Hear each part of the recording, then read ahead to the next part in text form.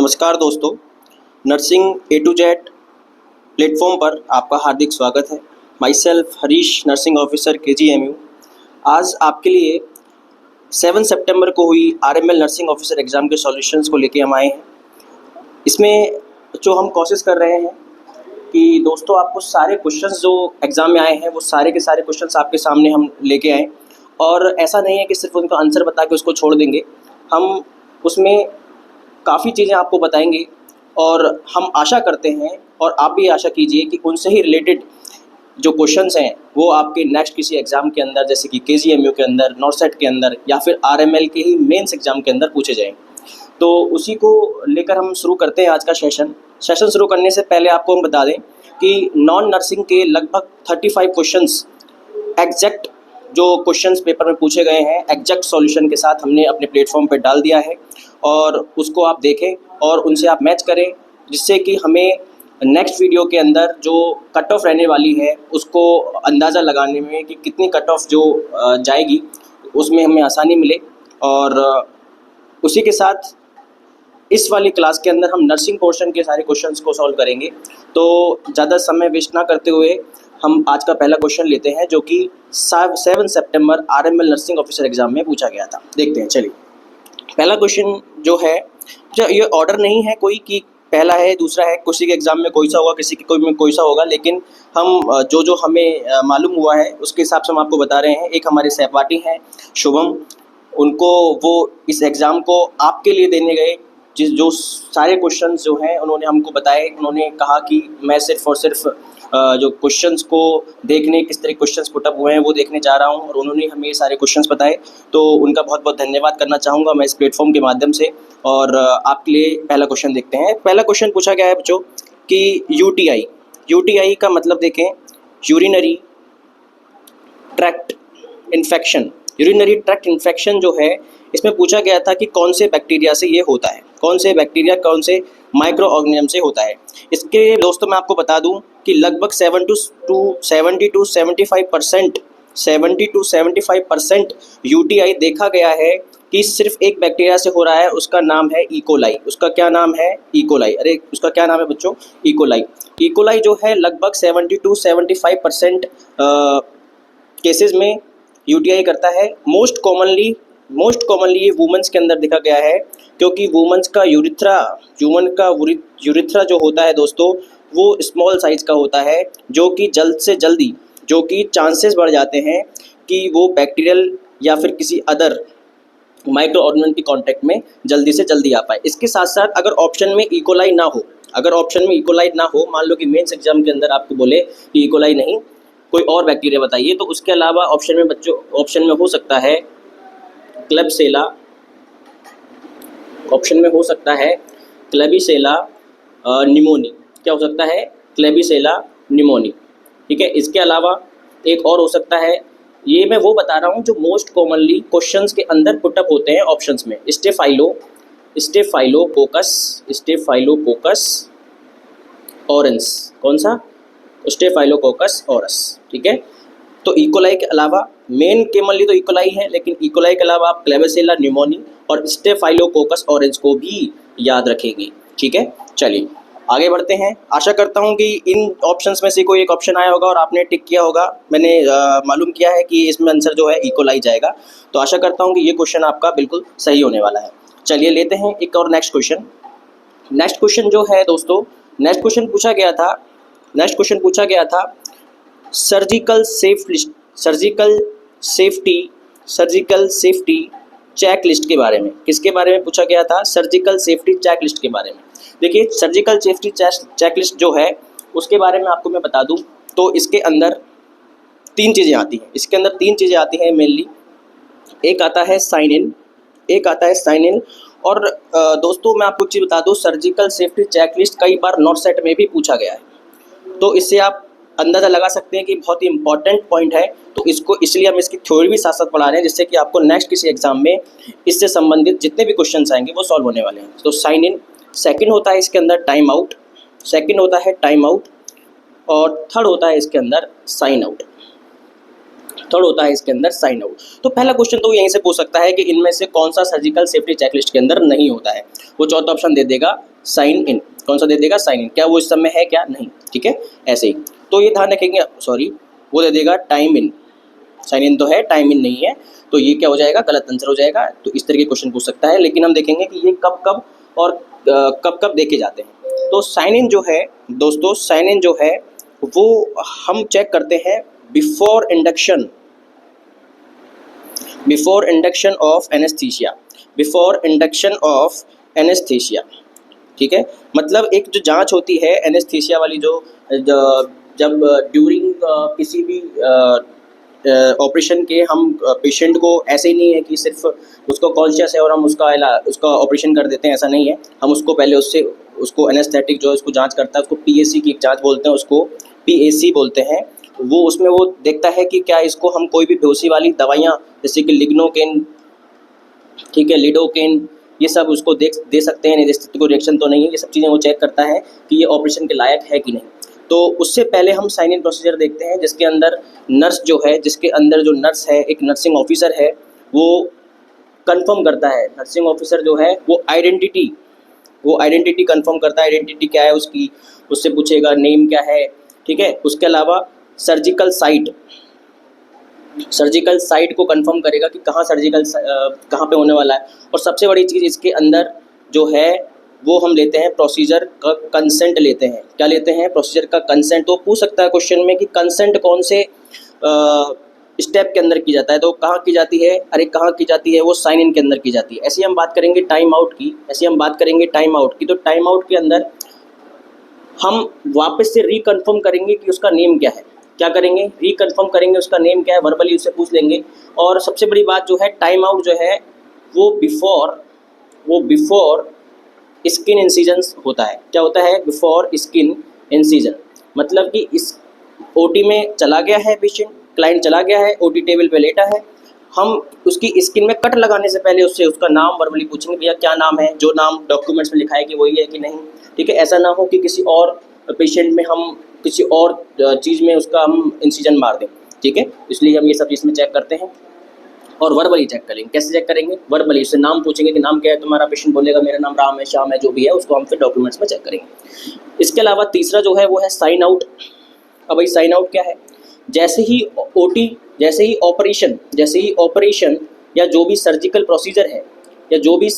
Procedure है वो complete हो जाता है, उसके बाद हम क्या करेंगे? उसके बाद नर्सिंग रेस्पॉन्सिबिलिटी जो है, कुछ चीज़ें हैं कि नर्सिंग जो है वो काउंट करती है। नर्स एक जो वहाँ पे नर्सिंग ऑफिसर जो पोस्टेड है वो काउंट करती है सारे के सारे इक्विपमेंट्स। अब आप बोलेंगे कि सर ऐसा क्यों करती है? अरे ऐसा इसलिए करती है कि जब सर्जरी हो रही थी तो हो सकता है कोई इक्विपमेंट सर्जिकल साइट पे रह गया हो और स्टिच मार दी हो, तो वो चेक करता है कि हाँ जितने मैंने 10 यूज़ किए थे तो 10 के 10 मेरे पास है कि नहीं। अगर नहीं है तो उसको ढूंढते हैं। अगर इसका मतलब नहीं मिलता है तो कहाँ हो सकता है वो? कई ऐसे केसेस में आपने सुने होंगे कि निडल छूट गई, स्कैपल छूट गया, सीजर छूट गया, है ना। तो वो इसी चीज़ लिए करते हैं क्योंकि उन्होंने काउंट नहीं किया। अगर हम काउंट कर लेंगे तो इसलिए तो बोल रहे हैं ना, सेफ्टी चेकलिस्ट है ये। हम चेक करेंगे कि हमसे कोई गलती ना हो, ठीक है। वही हमको एक बेहतर और अच्छा नर्सिंग ऑफिसर बनाएगा। ओके, साथ में हम इसमें जो प्रोसीजर किया है इसको रिकॉर्ड करेंगे। साथ में ही इसमें हम स्पेसिमेन, अगर कोई है, मान लीजिए कोई ऐसा बॉडी का पार्ट है जिसमें हमें कैंसर सस्पेक्ट करना है, या हम मान रहे हैं, डॉक्टर मान रहा है कि कैंसर हो सकता है, तो हम उसको सैंपल को भिजवाएंगे। तो स्पेसिमेन को हम लेबल्ड करेंगे। क्या करेंगे? हम लेबल्ड करेंगे, उस पर नाम लिख देंगे उसका कि नाम, पता, एज है, जिससे कि वो मिसमैच ना हो। चलिए, आशा करता हूँ कि सर्जिकल चेकलिस्ट जो है आपको बिल्कुल समझ में आ गई होगी और इस थ्योरी से आप क्वेश्चन को कर पाएंगे। जैसा कि मुझे मालूम चला है कि उसका आंसर जो कहीं ना कहीं टाइम आउट आने वाला था, तो आप ये सब चीज़ जो है वो चेक कर लेना। इसी में से ही कोई ना कोई ऑप्शन होगा, इसी में से कोई ना कोई आंसर होगा। चलिए देखते हैं नेक्स्ट क्वेश्चन जो है उसमें पूछा गया था कि बिफोर एनी सर्जरी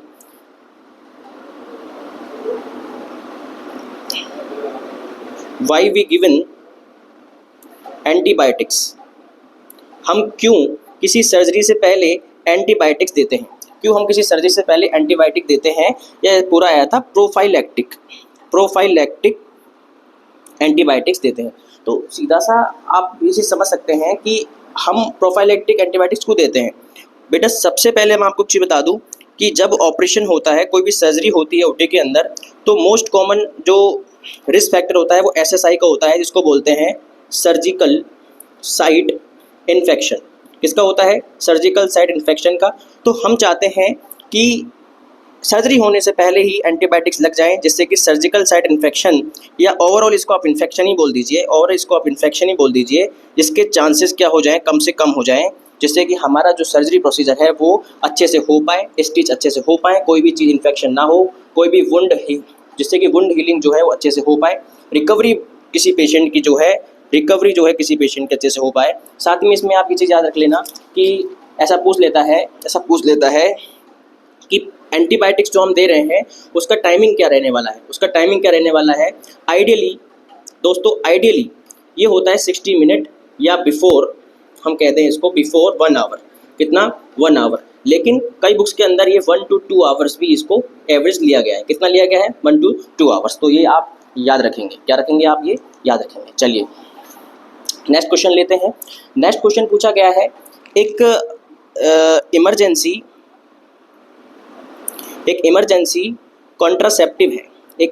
कॉन्ट्रासेप्टिव है, जिसको हम बोलते हैं अनवांटेड 72। क्या बोलते हैं? अनवांटेड 72। क्वेश्चन में पूछा गया है कि इसकी ड्यूरेशन क्या होती है, हम इसको कितने समय के अंतराल में दे सकते हैं। ठीक है, तो ये सबको पता है कि 72 के नाम से ही इसका आंसर आ जाता है 72 आवर्स। कब दे सकते हैं इसको? With in 72 hours. ये तो इसका आंसर होने वाला है। लेकिन हम इसके बारे में और थोड़ी सी चीज़ें देख लें तो अनवांटेड 72 के अंदर इसके अंदर जो सब्सटेंस आता है, इसके अंदर जो सब्सटेंस है उसका नाम जो है वो कभी कभी मान लो कि अनवांटेड 72 ना देकर आपको बोल दे लिवेनोगास्ट्रॉल। इसके अंदर आता है लिवेनोगास्ट्रॉल, जो कि एक तरीके का प्रोजेस्ट्रॉन डेरिवेटिव है। कौन सा है? प्रोजेस्ट्रॉन डेरिवेटिव है। ठीक है, ये करता क्या है, इसकी मैकेनिज्म ऑफ एक्शन देखें कि भैया ये क्या एक्चुअली इमरजेंसी कॉन्ट्रासेप्टिव हम देते क्यों? पहली चीज़ तो ये समझ लें आप, इमरजेंसी कॉन्ट्रासेप्टिव हम इसलिए देते हैं कि मान लीजिए कि अनप्रोटेक्टेड सेक्स हुआ है। क्या हुआ है? अनप्रोटेक्टेड सेक्स हुआ है, तो उसके बाद हम नहीं चाहते हैं कि प्रेगनेंसी के कोई भी चांसेस रहें, हम ये नहीं चाहते हैं, तो इसके लिए हम देते हैं अनवांटेड 72। क्या देते हैं हम? अनवांटेड 72। तो इसका मैकेनिज्म ऑफ एक्शन को हम देखें तो ये कई तरह से काम करता है। सबसे पहले ये क्या करेगा डिलेइंग ओवुलेशन। क्या करेगा ये? Delaying ovulation. ठीक है, जो इतनी थ्योरी हम इसलिए पढ़ रहे हैं कि मान लीजिए ये तो एग्जाम हो गया है ना, इसमें आंसर इसका ये आ गया है। मान लीजिए नेक्स्ट किसी अच्छे एग्जाम में, केजीएमयू में या नॉर्सेट में या फिर आपके आरएमएल मेंस के अंदर ही वो आपसे पूछ ले कि भैया अनवांटेड 72 के मैकेनिज्म ऑफ एक्शन इनमें से कौन से नहीं है या कौन सा है, तो आप कैसे करेंगे? हाँ, तो इसलिए हम ये चीज़ें एक्स्ट्रा में पढ़ रहे हैं। तो डिलेइंग ओवुलेशन, अगर ओवुलेशन ही डिले कर देगा तो स्पर्म जो है डेड हो जाएगा और फर्टिलाइजेशन नहीं होगा। सेकंड, वो क्या करेगा, वो जो सर्वाइकल म्यूकस है उसको थिक कर देगा। क्या कर देगा? उसको थिक कर देगा। अब इससे क्या होगा? इससे हो जाएगा hardening of sperm to reach ovum. मतलब कि ओवम के पास स्पर्म को पहुंचने में बड़ी डिफिकल्टी होने वाली। अगर स्पर्म पहुंचेगा ही नहीं तो फर्टिलाइजेशन होगा क्या? फर्टिलाइजेशन होगा क्या? नहीं होगा। ठीक है, ये एक चीज़ और करेगा, वो करता है अल्टरिंग एंडोमेट्रियम लेयर। अब इसका क्या मतलब है? एंडोमेट्रियम बच्चों, एंडोमेट्रियम जो है ये वो लेयर है जो बहुत इंपॉर्टेंट होने वाली है, क्योंकि इसी से ही सारा का सारा न्यूट्रिशन जाने वाला है फर्दर फर्टिलाइजेशन होने के बाद जो हमारा एम्ब्रियो बनेगा। ये क्या करता है? एंडोमेट्रियम को इस लायक ही नहीं छोड़ता वो कि प्रेगनेंसी को वो अडॉप्ट कर पाए। क्या कर पाए? अडॉप्ट कर पाए। तो अगर वो इस लायक ही नहीं रहेगी कि प्रेगनेंसी को वो झेल पाए, अडॉप्ट कर पाए, तो प्रेगनेंसी नहीं होगी। वही तो हम चाहते हैं। हम जो 72 क्यों देना चाहते हैं कि प्रेगनेंसी ना हो। तो ये तीनों चीज़ें जो हैं ये क्या करती हैं? प्रेगनेंसी को रोकती हैं।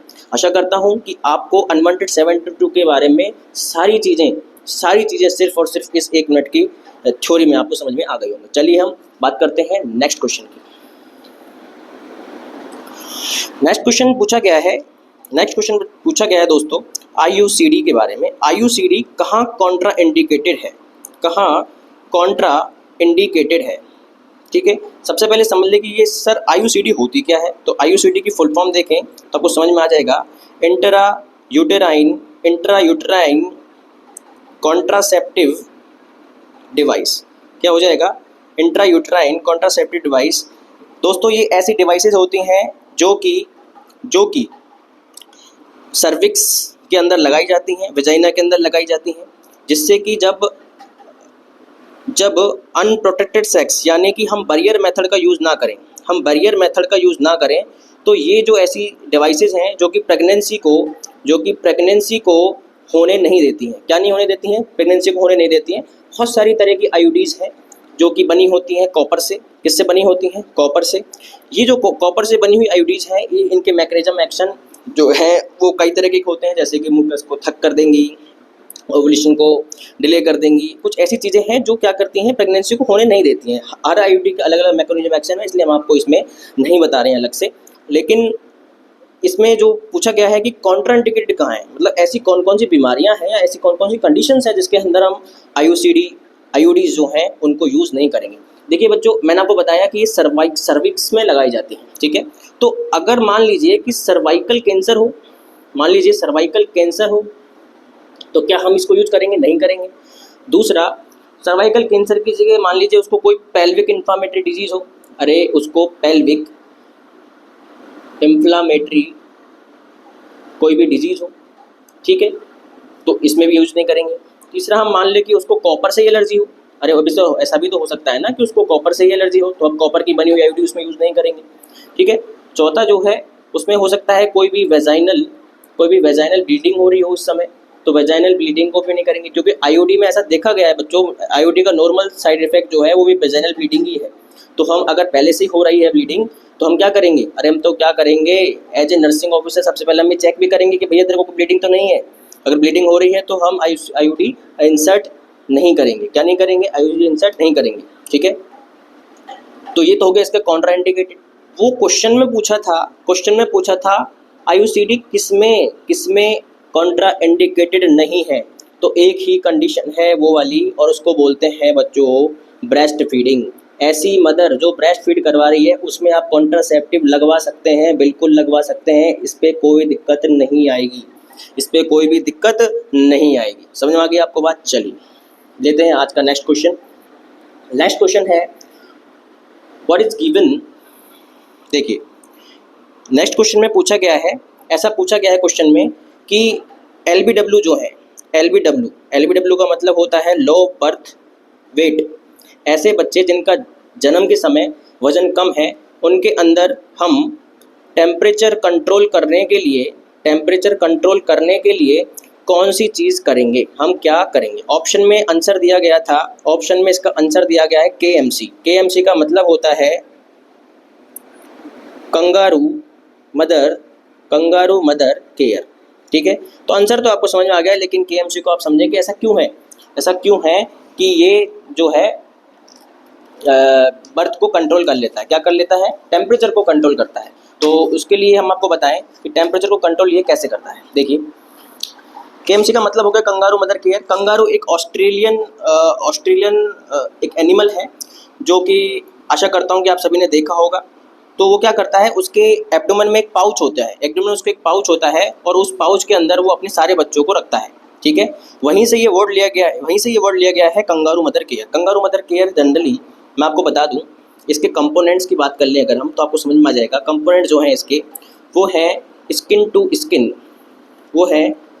टू स्किन कॉन्टैक्ट बिटवीन किसके? Caregiver and child and baby लिखते हैं सर। अब इससे एक चीज़ समझ में आ गई आपको कि केयर गिवर लिखा है मैंने, मदर नहीं लिखा है। क्या नहीं लिखा है मैंने? मदर नहीं लिखा है। मतलब कि KMC जो है उसको कोई भी दे सकता है। अरे उसको पेरेंट्स दे सकते हैं, पेरेंट्स में उसको ग्रैंड मदर दे सकती है, ग्रैंड फादर दे सकता है, अंकल दे सकता है, कोई भी दे सकता है। ठीक है, चलिए दूसरा इसमें काम करते हैं एक्सक्लूसिव।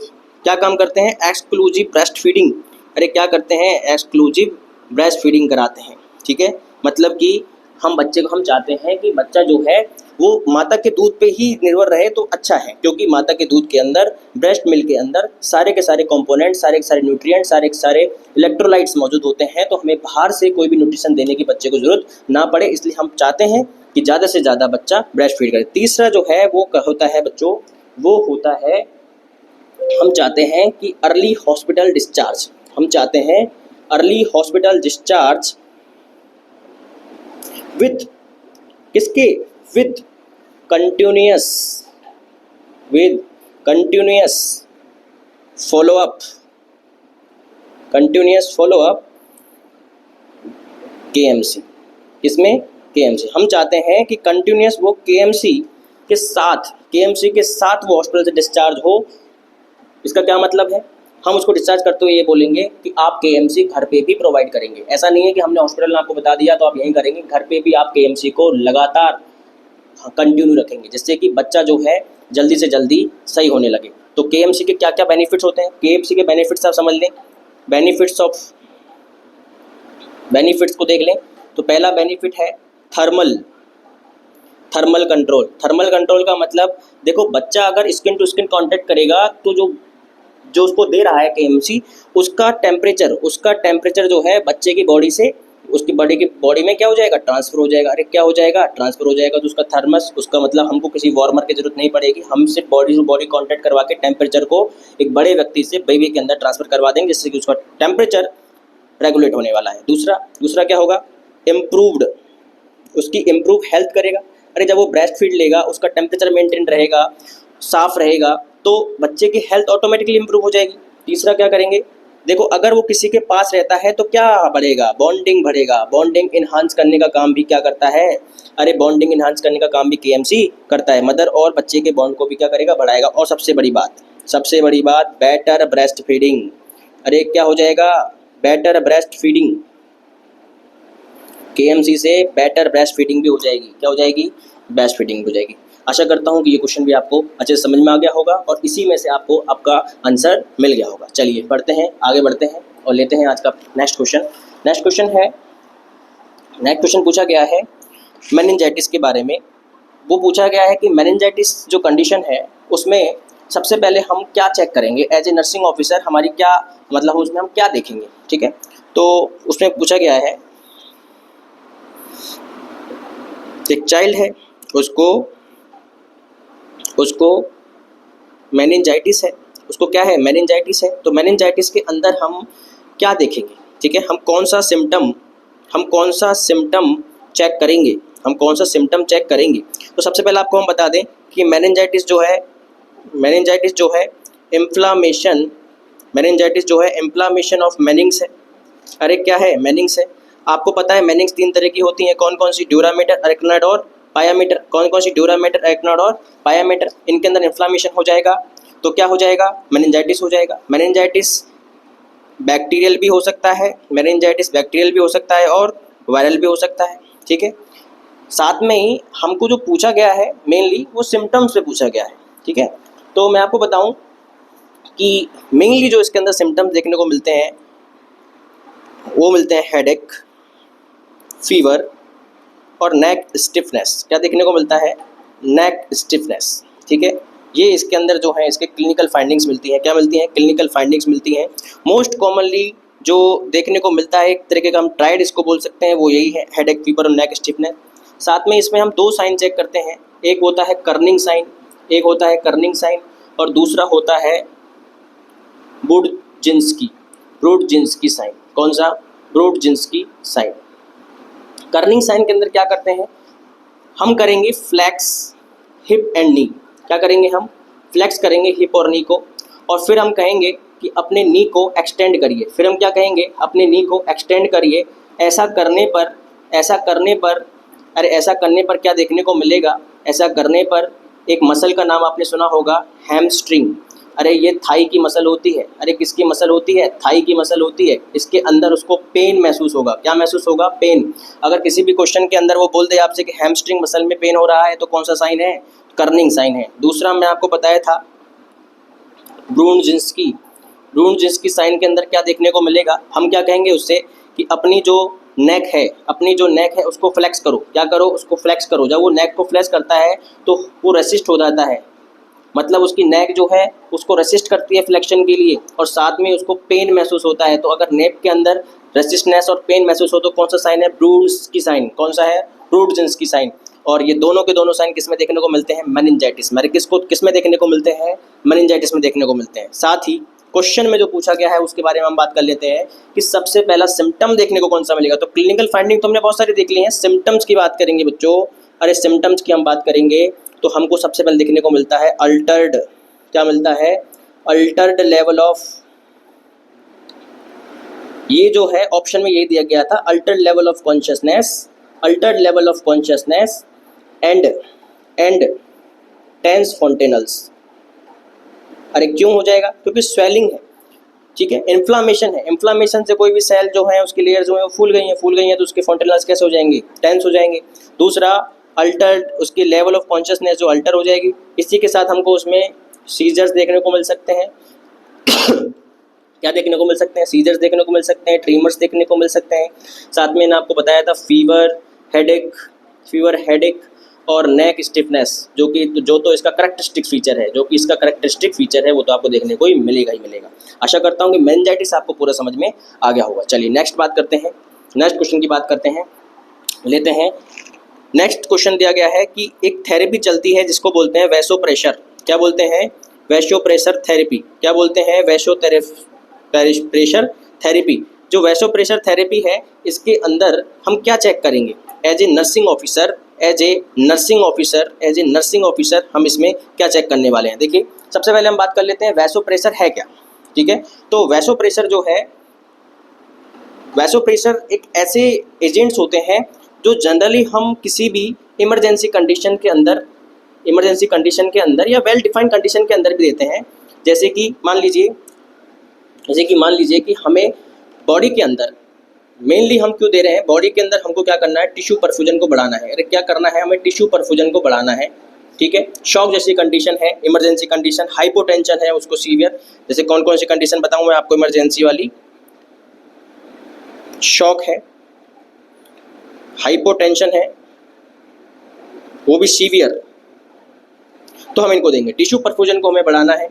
दूसरा हमें क्या करना है, तो मान लेते हैं टिश्यू परफ्यूजन को हमें इसमें मेनली बढ़ाना है, ठीक है। टिश्यू परफ्यूजन को हम बढ़ाते हैं तो ये जो वैसोप्रेशर है ये जनरली इसका मैकेनिज्म ऑफ एक्शन जो है ये क्या होता है, वैसो कॉन्स्ट्रिक्टर होता है। क्या होता है, कॉन्स्ट्रिक्टर। मतलब कि ये कोई वेसल है, इसको ये क्या करेगा, कॉन्स्ट्रिक्ट करेगा तो इसके अंदर जो फ्लूइड है वो बहुत ही तेज़ी से आगे बढ़ने वाला है।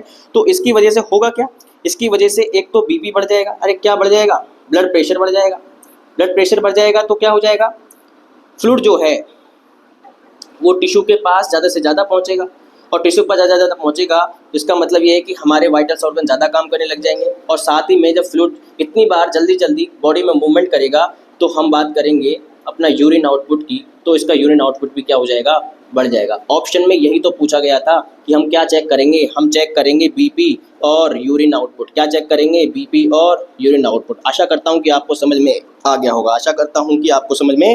होगा। चलिए बात करते हैं नेक्स्ट क्वेश्चन की।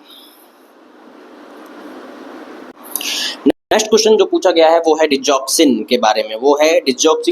ऐसा कोई एग्जाम दोस्तों है क्या जिसमें डिजॉक्सिन के बारे में नहीं पूछते हैं, ऐसा कोई एग्जाम मैंने तो आज तक देखा नहीं है। Digoxin is very important topic, बहुत बार डिजॉक्सिन से क्वेश्चन आते हैं और आज हम डिजॉक्सिन का पूरा पोस्टमार्टम करने वाले हैं। देखिए किस तरीके से करते हैं।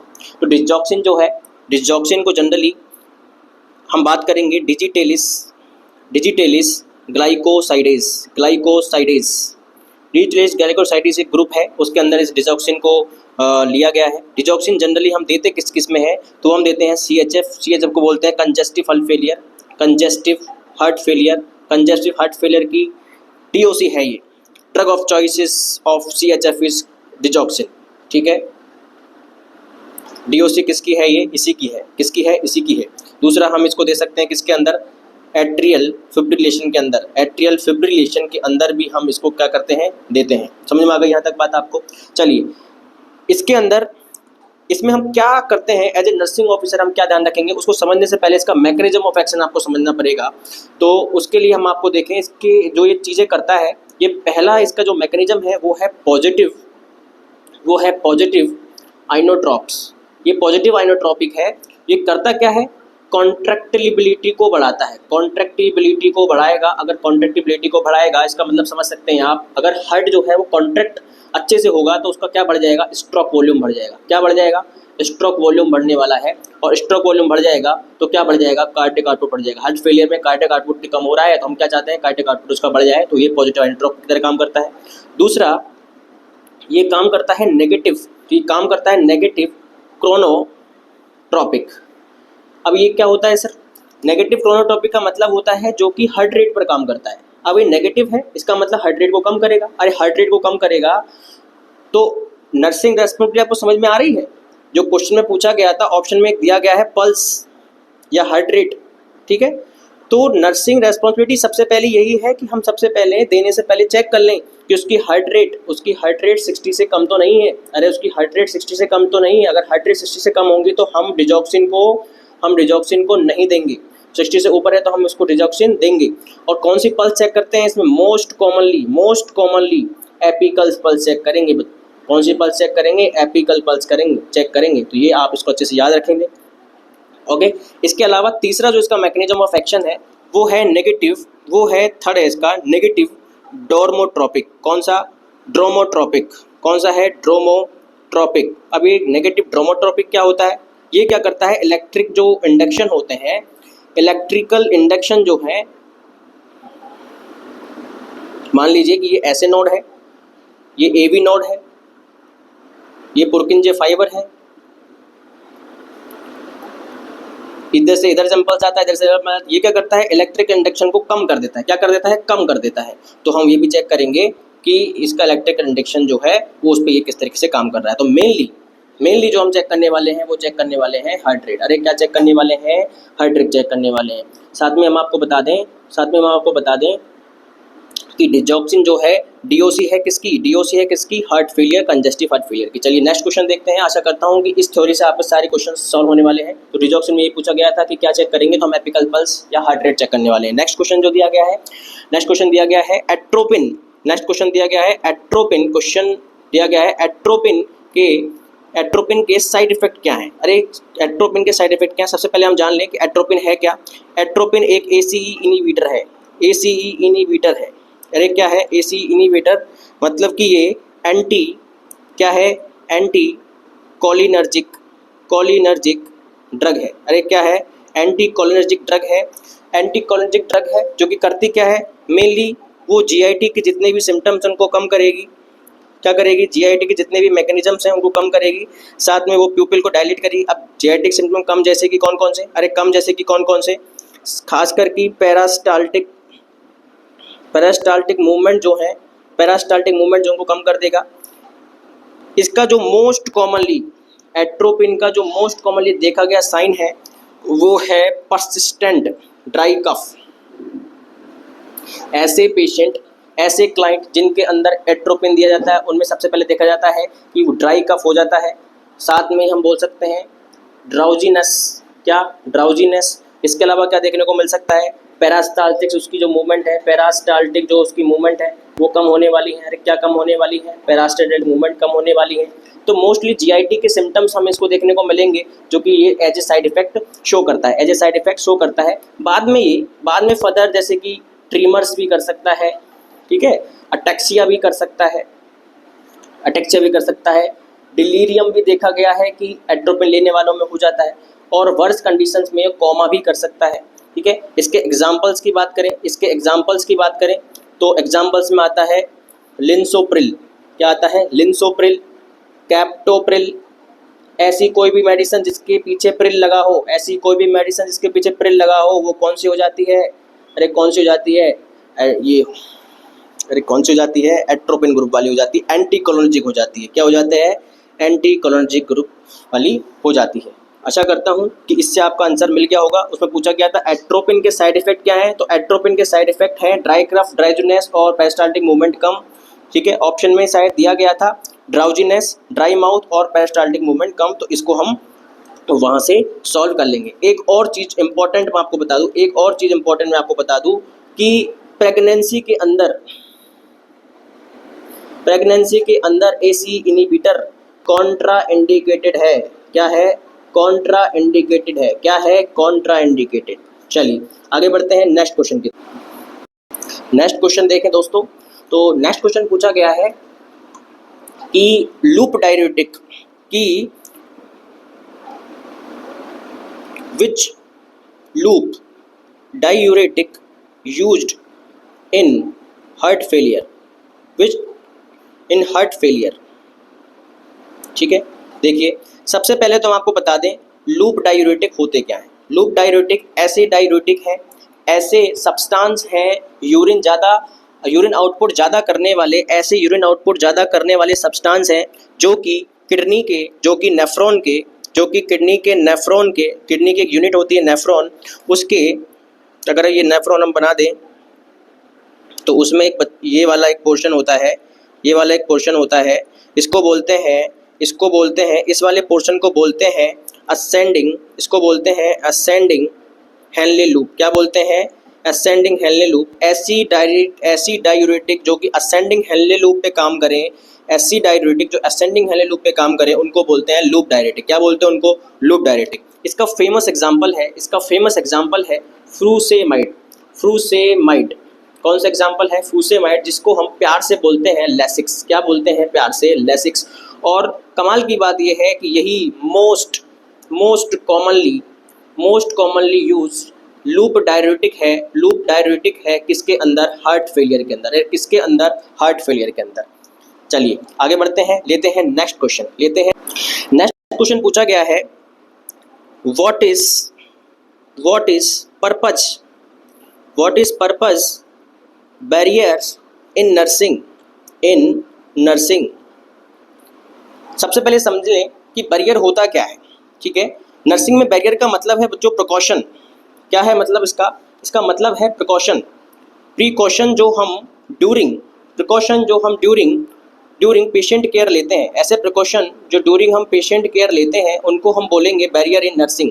ये पूछ रहे हैं कि पर्पज क्या है। प्रिकॉशंस का मतलब यहाँ पे समझ लें, जैसे कि हम मान लीजिए ग्लोव्स पहनते हैं, हम पीपीई किट पहनते हैं, हम गाउन पहनते हैं, हम हैंड वॉश करते हैं। क्या करते हैं? हम हैंड वॉश करते हैं। ठीक है, तो इस तरीके की चीज़ें जो है वो प्रिकॉशन है जो हम पेशेंट केयर के टाइम पे लेते हैं। इनके पर्पज क्या है? इनके पर्पज को हम देखें तो पर्पज बहुत क्लियर है कि हम ऐसा इसलिए करते हैं कि डिक्रीज हो जाए स्प्रेड ऑफ इन्फेक्शन। अरे क्या डिक्रीज हो जाए? स्प्रेड ऑफ इन्फेक्शन डिक्रीज हो जाए। दूसरा ये है स्प्रेड ऑफ इन्फेक्शन जो है वो ऐसा नहीं है कि पेशेंट में डिक्रीज हो जाए, वो डिक्रीज होना चाहिए हेल्थ केयर वर्कर के अंदर। किसके अंदर? जो भी हेल्थ केयर वर्कर है, मान लीजिए वो हम हैं, डॉक्टर्स हैं, वार्ड बॉयज़ हैं, ठीक है, इन सब के अंदर भी वो कम हो जाना चाहिए, क्योंकि इन्फेक्शन के प्रोन तो हम भी हैं। ऐसा तो नहीं है कि सिर्फ पेशेंट ही है, तो सबके लिए है ये। ठीक है, और ये बहुत इंपॉर्टेंट है। दूसरा विजिटर्स के लिए। अरे किसके लिए? विजिटर्स के लिए। जो पेशेंट से मिलने आएंगे, हम चाहते हैं कि उनसे भी पेशेंट को इन्फेक्शन ना हो और पेशेंट से विजिटर्स को इन्फेक्शन ना हो, इसलिए हम क्या यूज करते हैं इसके अंदर, जैसे कि मास्क यूज कर लेते हैं, विजिटर्स को मास्क पहना सकते हैं। ठीक है, साथ में ही सबसे मेन, इसको तो अलग से लिखना ही पड़ेगा क्योंकि ये हम हैं बच्चों। ये कौन है? ये हम है। ठीक है, तो इसमें भी हम इन्फेक्शन को क्या करना चाहेंगे? कम करना चाहेंगे।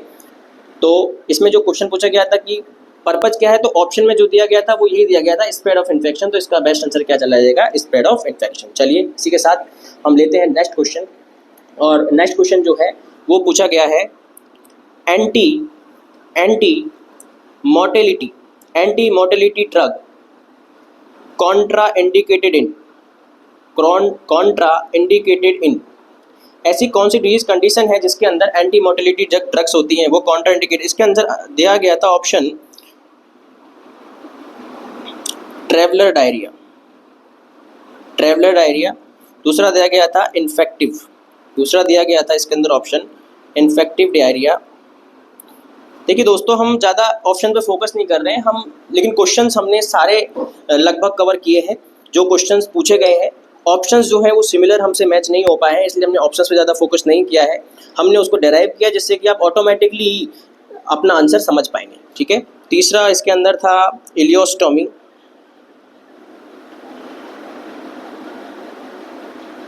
इलियोस्टोमी, और फोर्थ जो था इसके अंदर वो ऑप्शन शायद भूल गए हैं, तो आप 3 पे फोकस करिए। मैं आपको बता देता हूँ कि सबसे पहले तो एंटी मोर्टेलिटी जो ड्रग्स होती हैं, एंटी मोर्टेलिटी जो ड्रग्स होती हैं वो होती क्या है। देखिए, ऐसी ड्रग्स जो कि गट का जो मूवमेंट है, उसको कम करती हैं, उनको एंटी मोर्टेलिटी ड्रग्स कहते हैं। जैसे कि डायरिया है, उसके अंदर गट की मोर्टेलिटी मूवमेंट बहुत बड़ा है, हम कम करते हैं। जैसे कि एक एग्जांपल, जो मोस्ट फेमस एग्जांपल हम यूज करते हैं, जो मोस्ट कॉमन जो यूज करते हैं वो है लोपरेमाइड। कौन सा यूज करते हैं? एक ड्रग है जिसका नाम है लोपरेमाइड, जो कि एंटी मोर्टेलिटी ड्रग है, उसको हम यूज करने वाले हैं डायरिया। लेकिन क्वेश्चन में पूछा गया था कि किसमें कॉन्ट्राइंडिकेटेड है, तो कॉन्ट्राइंडिकेशन की हम बात करें तो कॉन्ट्राइंडिकेशन, पहला कॉन्ट्राइंडिकेशन है बच्चों अल्सरेटिव कोलाइटिस। दूसरा हम कह सकते हैं क्रोन्स डिजीज। कौन सी डिजीज? Crohn's disease. तीसरा है जिसको एलर्जी है एंटी मोर्टेलिटी ड्रग्स से। ठीक है।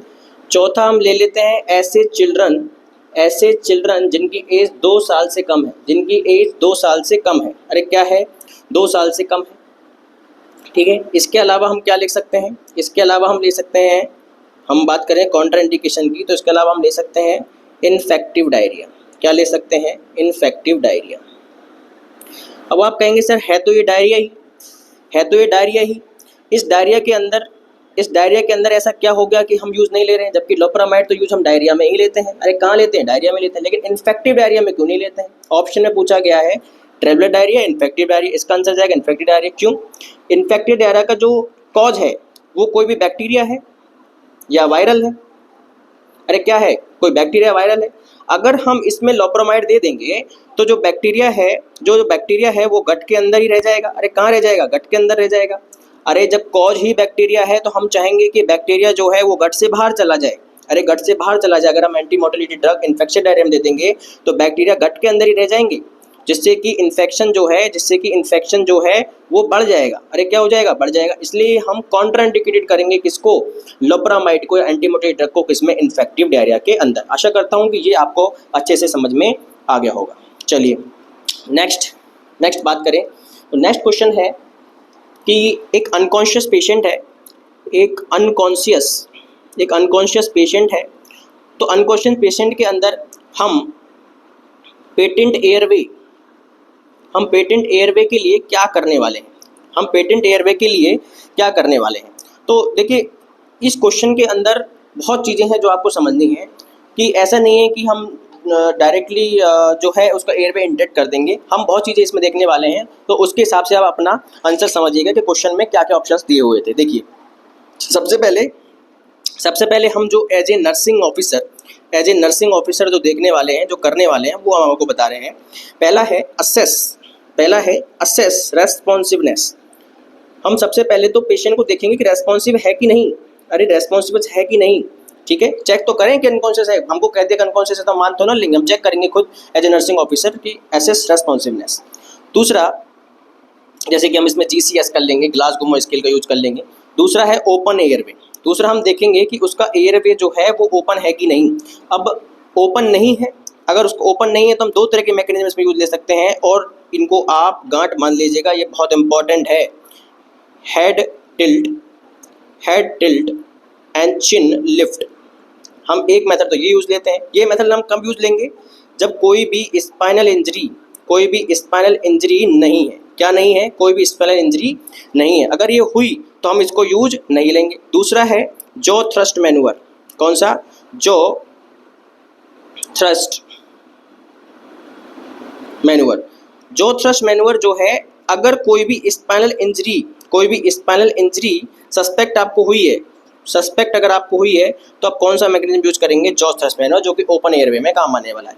तीसरा हम क्या करेंगे? अगर इनसे भी बात नहीं बन रही है तो तीसरा हम करेंगे एयरवे एडजस्ट। हम यूज करने वाले हैं ऐसी चीज़ों को, अगर कोई भी पेशेंट है जो कि अनकॉन्शियस है और अपने एयरवे को इंटैक्ट नहीं रख पा रहा है, तो हम क्या करने वाले हैं, इनका यूज करने वाले हैं। और इसमें पहला ही चीज़ जो है वो है ओरोफेरिंजियल एयरवे। कौन सा? ओरोफेरिंजियल एयरवे। और दूसरा, अगर ये नहीं यूज नहीं करेंगे तो हम करेंगे नेजोफेरिंजियल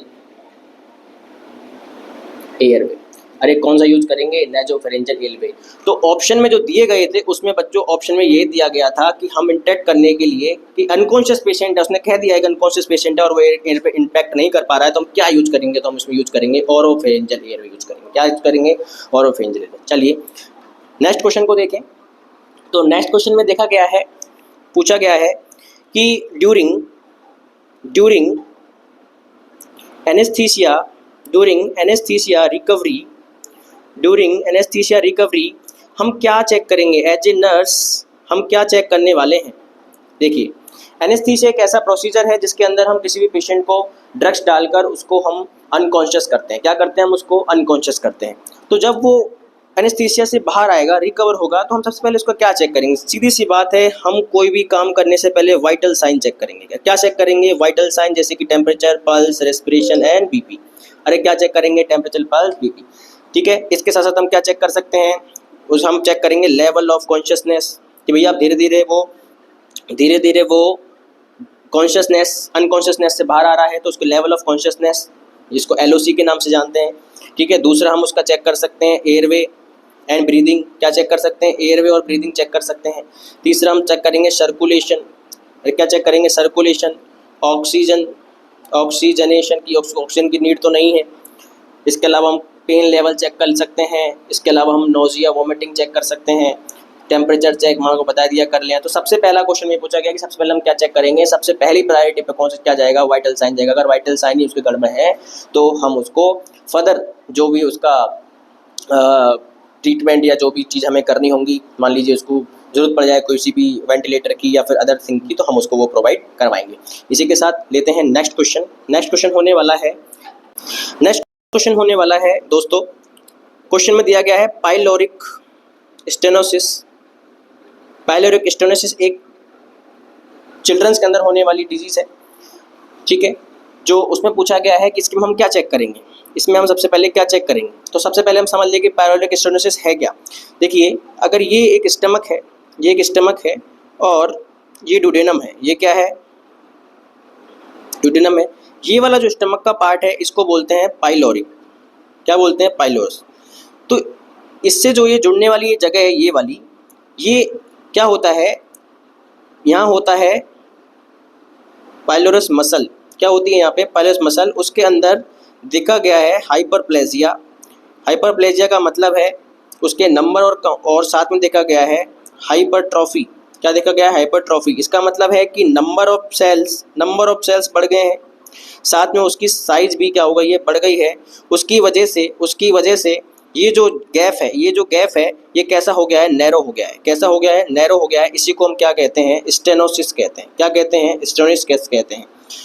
इसके जो इसके क्वेश्चंस है वो उसके साइन एंड सिम्टम्स से आते हैं। सो साइन एंड सिम्टम्स अगर इसके हम देखें अगर आप, तो इसमें आपको सबसे पहला जो सिम्टम है और जिसके बारे में कई बार पूछा भी गया है क्वेश्चन के अंदर, वो ये पूछा गया है, इसके अंदर जो है प्रोजेक्टाइल वोमिटिंग देखने को मिलेगी। क्या देखने को मिलेगी? प्रोजेक्टाइल वोमिटिंग का मतलब होता है कि ये अगर माउथ है तो वोमिटिंग इस तरह से जाएगी। कैसे जाएगी? इस तरीके से, प्रेशर से। ठीक है। साथ में जो ये वोमिटिंग होने वाली है इसका भी पूछा गया है कि ये नॉन बिलियस होती है। कैसी होती है? नॉन बिलियस वोमिटिंग होती है। अरे कैसी होती है? नॉन बिलियस होती है। ठीक है। और कब होती है? आफ्टर फीडिंग होती है। मतलब जब हम इसको दूध पिलाते हैं उसके बाद होती है। ठीक है। मुझे लगता है कि तीनों पॉइंट्स आपको समझ में आ गए होंगे। सबसे ज़्यादा पूछा जाता है इसके बारे में। ठीक है। दूसरा, हमको देखने को मिल सकता है, अगर उसको वोमिटिंग हो रही है तो साथ में उसको डिहाइड्रेशन के साइन देखने को मिलेंगे। आप किसके साइन देखने को मिलेंगे? डिहाइड्रेशन। और वोमिटिंग की वजह से ही उसके अंदर पोटेशियम कम हो जाता है, क्लोरीन कम हो जाता है। ठीक है। साथ में एक कंडीशन बनती है जिसको बोलते हैं मेटाबॉलिक एल्कलोसिस, क्या बोलते हैं? एल्कलोसिस। अरे क्या बोलते हैं? एल्कलोसिस। वो भी देखने को किस में मिलेगी? किस में मिलेगी? पाइलोरिक स्टेनोसिस के अंदर, ठीक है। इसमें हम देखें कि इसके लिए हम क्या, डायग्नोसिस के लिए हम क्या करते हैं? डायग्नोसिस के लिए इसमें हम यूएसजी करा सकते हैं, ठीक है। या इसके अंदर जो मोस्ट वाइडली यूज लेते हैं बैरियम स्वेलो स्टडी यूज लेते हैं। बैरियम स्वेलो स्टडी के अंदर हमें स्ट्रिंग साइन और डबल ट्रैक साइन देखने को मिलता है। एक चीज़ और मैं बताना भूल गया हूँ पीछे साइन एंड सिम्टम में, कि इसके अंदर लेफ्ट टू राइट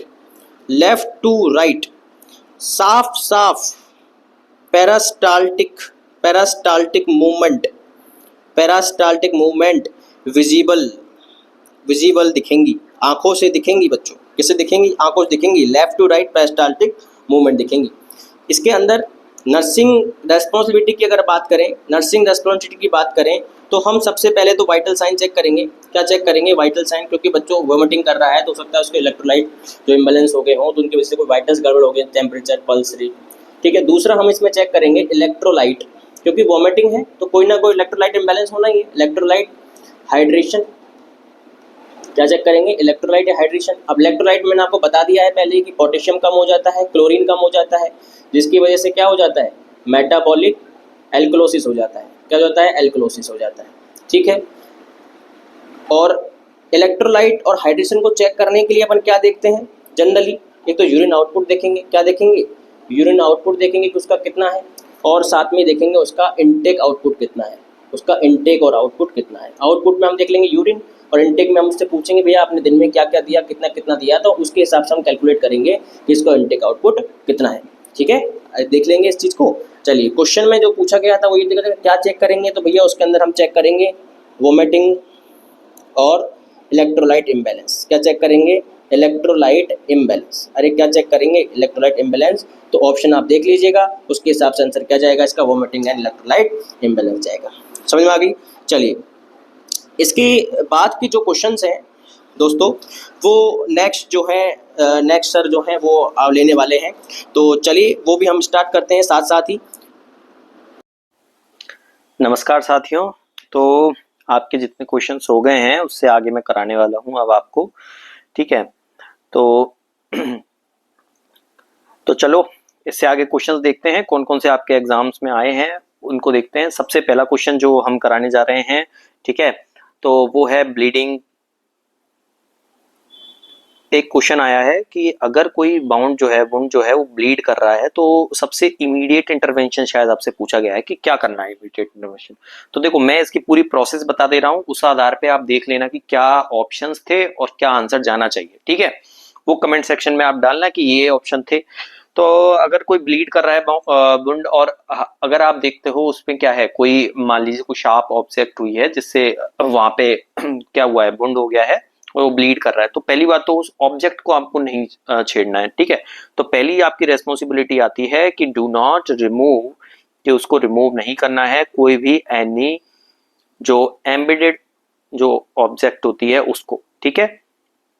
तो किसी भी ऑब्जेक्ट को निकालना नहीं है अपनी जगह से, ठीक है, क्योंकि फिर ब्लीडिंग उससे और बढ़ जाती है। तो ये फर्स्ट एड में ये काम आता है। सेकंड आपका क्या करते हैं, हम एक डायरेक्ट प्रेशर अप्लाई करना है किस पे, उस जो घाव हुआ है वहां पे डायरेक्ट प्रेशर अप्लाई करना है। तो आपको क्या करना है, सेकंड अप्लाई करना है फर्म और डायरेक्ट प्रेशर, फर्म प्रेशर और डायरेक्ट प्रेशर, ठीक है, जिससे क्या होगा वहां पे ब्लीड जो है वो रुक जाए, ठीक है। तो ये शायद आपका वहां पे ऑप्शन था, पहला वाला ऑप्शन नहीं था, सेकंड ऑप्शन था, और यही आंसर जो है जाएगा, ठीक है। तो ये याद रखना।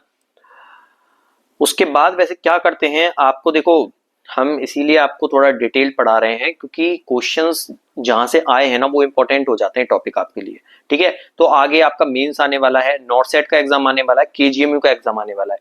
इन्हीं टॉपिक से हो सकता है इन्हीं के इर्द गिर्द क्वेश्चंस पूछे जाएं, ठीक है।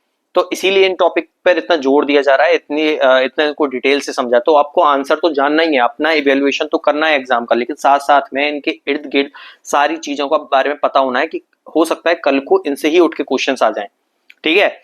तो यहीं पे अगर हम देखें कि डायरेक्ट प्रेशर करेंगे, अगर यही ऑप्शन में नहीं होता, ये होता कि अप्लाई करनी है ड्रेसिंग, तो ये जाता कि ड्रेसिंग अप्लाई करेंगे उधर, ठीक है। और कैसी ड्रेसिंग, फर्मली, ठीक है, टाइट ड्रेसिंग जो है हमने को उस पे लगानी है, ठीक है।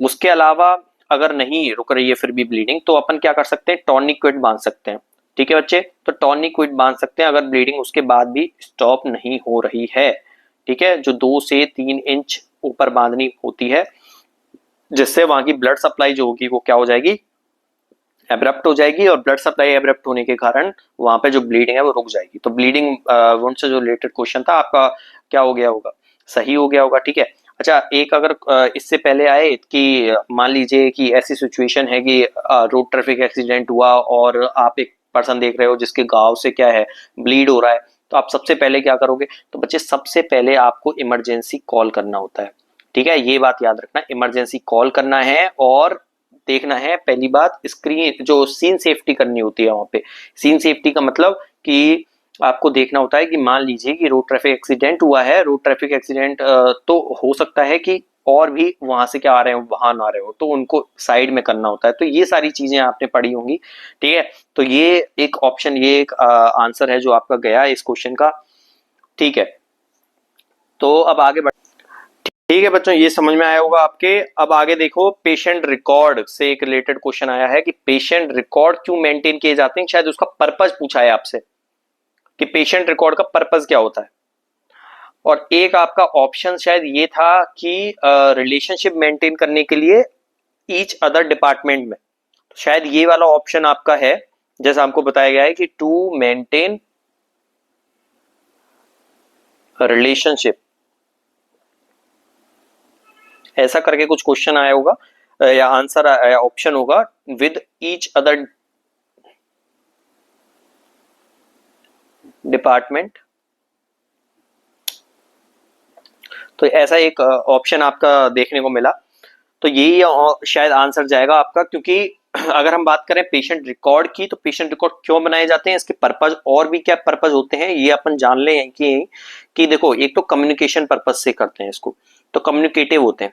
अब कम्युनिकेटिव का मतलब देखो, पहला तो पेशेंट केयर हो गया कि पेशेंट की केयर हो अच्छे से। और पेशेंट की केयर कैसे होगी, देखो जैसे कि आप मान लो पेशेंट का रिकॉर्ड पूरा मेंटेन कर रहे हैं, ठीक है। हम क्या लिखते हैं, रिपोर्ट बुक लिखते हैं, वो भी क्या आती है, रिकॉर्ड में आती है। रिपोर्ट बुक लिखते हैं जिससे अगले स्टाफ को पता होता है कि ये मेडिकेशन हो चुकी है, ये मेडिकेशन हम ड्यू है जो अपने को देनी है, ठीक है। तो ये कम्युनिकेटिव है बिटवीन द टू स्टाफ्स के बीच में। या फिर आप बात करें कि ऐसे रिकॉर्ड्स होते हैं जो कि बताते हैं, जैसे रेफरेंस जाते हैं हमारे, ठीक है। तो वो क्या करते हैं, जो अलग जो डिपार्टमेंट है उनको भी बताते हैं कि पेशेंट की जो हालत क्या है, अपने ओर से अपन क्या कर सकते हैं। तो ये जो है पेशेंट रिकॉर्ड का पर्पज होता है, कम्युनिकेटिव पर्पज।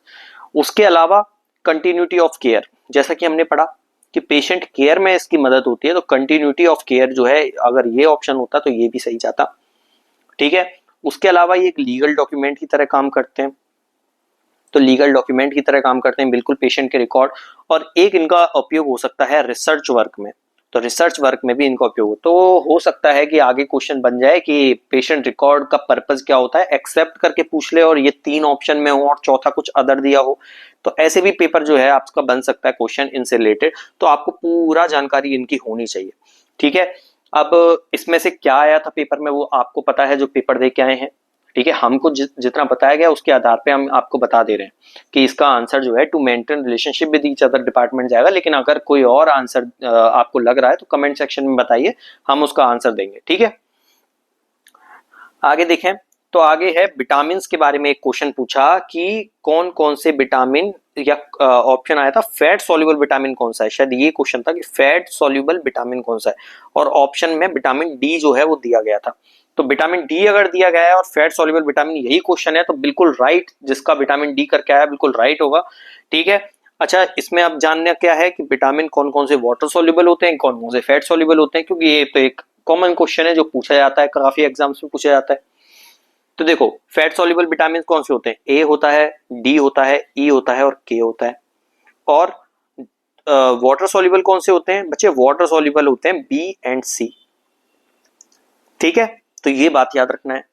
जैसे कि इसको याद करने की होती है कि जल में बांस, ऐसे करके याद करते हैं, बी सी मतलब वाटर में जो सॉल्यूबल हैं वो है बी एंड सी। तो ये ट्रिक बना लो, आप अपने हिसाब से याद कर लो। ये क्वेश्चन पर ये है कि बहुत ही एक तरह से बेसिक क्वेश्चन है और सीधे पीआर यादव और इससे उठ के क्वेश्चंस जो है आपके एग्जाम्स में आए हुए हैं। तो आपको बेसिक्स जो है आपके क्लियर करने हैं। तो ये थर्ड क्वेश्चन था हमारा। उसके बाद है फोर्थ क्वेश्चन, एक आया है डायबिटिक मेलाइटस से रिलेटेड क्वेश्चन। और देखो कितना सिंपल क्वेश्चन आया, जिसको पता है इंसुलिन क्या करता है वो क्वेश्चन सही करके आया होगा। ठीक है, तो कुल मिला के ये पूछा कि डायबिटिक मेलाइटस में क्या होता है। डायबिटिक मेलाइटस में इंसुलिन की क्या होती है, डेफिशिएंसी होती है। ठीक है, तो इंसुलिन की डेफिशिएंसी होती है। अब हमको पता है कि डायबिटिक मेलाइटस में जब इंसुलिन की डेफिशिएंसी होती है तो इंसुलिन क्या करता है, इंसुलिन ग्लूकोज अपटेक को कम कर देता है। कहां से, पेरीफेरी से। ठीक है, ग्लूकोज जो अपटेक है उसको कम करेगा। ग्लूकोज अपटेक, सेल में ग्लूकोज को अपटेक जो है वो क्या हो जाएगा, डिक्रीज हो जाएगा। और डिक्रीज होने से क्या होगा, ब्लड में ग्लूकोज की मात्रा बढ़ जाएगी। तो ब्लड ग्लूकोज लेवल जो है वो बढ़ जाते हैं और इसी को क्या बोलते हैं बच्चे, इसी को हाइपरग्लाइसीमिया बोल देते हैं। ठीक है, तो शायद आपसे पूछा गया था कि डायबिटिक मेलाइटस में हाइपरग्लाइसीमिया होता है क्या, या कुछ ऐसा ही क्वेश्चन आपसे रिलेटेड पूछा गया होगा। तो ये आपका आंसर इसमें चला जाएगा कि ब्लड ग्लूकोज लेवल बढ़ जाते हैं क्योंकि ग्लूकोज अपटेक कम हो जाता है सेल से। ठीक है, और साथ साथ में आप ये भी याद रखो कि इंक्रीज करता है ये किसको, ग्लूकोज प्रोडक्शन को। तो बच्चे ग्लूकोज प्रोडक्शन जो होता है उसको भी इंक्रीज करता है बाई लिवर। जो लिवर से ग्लाइकोजन ग्लूकोज में ज्यादा चेंज होता है वो भी ये इंक्रीज हो जाता है ग्लूकोज की वजह से, इसलिए हाइपरग्लाइसीमिया होता है। तो आंसर क्या जाएगा, ग्लूकोज अपटेक को कम करना। शायद ये पूछा था कि डायबिटिक मेलाइटस में हाइपरग्लाइसीमिया क्यों हो जाता है, क्योंकि ब्लड में बच्चे जो ब्लड में मौजूद ग्लूकोज है वो सेल में जा ही नहीं पाता है। ठीक है, तो इतना आपको याद रखना है कि ग्लूकोज अपटेक पेरीफेरी का कम हो जाता है। ठीक है, चलिए ठीक है बच्चों, तो हम बढ़ते हैं आगे। फिफ्थ क्वेश्चन हमारा करते हैं। चलिए, तो फिफ्थ क्वेश्चन आपको एग्जाम में आया होगा, इमीडिएट मैनेजमेंट ऑफ अस्थमा या एक्यूट मैनेजमेंट ऑफ अस्थमा, ऐसा कुछ करके पूछा होगा कि इमीडिएट अगर अस्थमा अटैक आ जाता है, इमीडिएट जो मैनेजमेंट होगा वो क्या होगा। तो इसमें काफी जो है बच्चे बोल रहे हैं कुछ होगा कुछ होगा। तो देखो, अगर आपका, हमको आंसर तो वो ऑप्शन नहीं पता है इसके, लेकिन अगर हम देखें कि इमीडिएट मैनेजमेंट क्या होता है अस्थमा का, तो देखो पहले, सबसे पहले अगर किसी को अस्थमा है ना, क्विक रिलीफ ड्रग देंगे। अब क्विक रिलीफ ड्रग क्या होती है, जिससे उनको तुरंत आराम मिले, है ना। तो हम मेडिकेशन कौन सी देते हैं, क्विक रिलीफ, और इसमें अपन देते हैं ब्रोंकोडायलेटर। तो अगर ब्रोंकोडायलेटर ऑप्शन में है बच्चे तो पहला आंसर ब्रोंकोडायलेटर चला जाएगा। तो जो अगर ब्रोंकोडायलेटर करके आए हैं तो उनका सही हो जाएगा।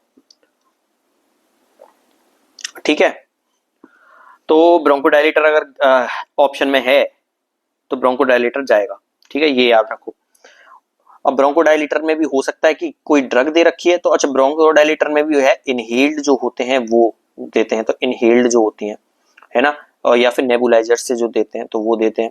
ठीक है, तो ये याद रखना। जिसमें अगर ऑप्शन में आपका एल्बुटेरॉल दे दो, ठीक है, और या फिर आपको क्या दे दो, लीबेल बुटेरॉल दे दो। तो ये अगर ड्रग्स हैं आपके तो ठीक है, ये चला जाएगा।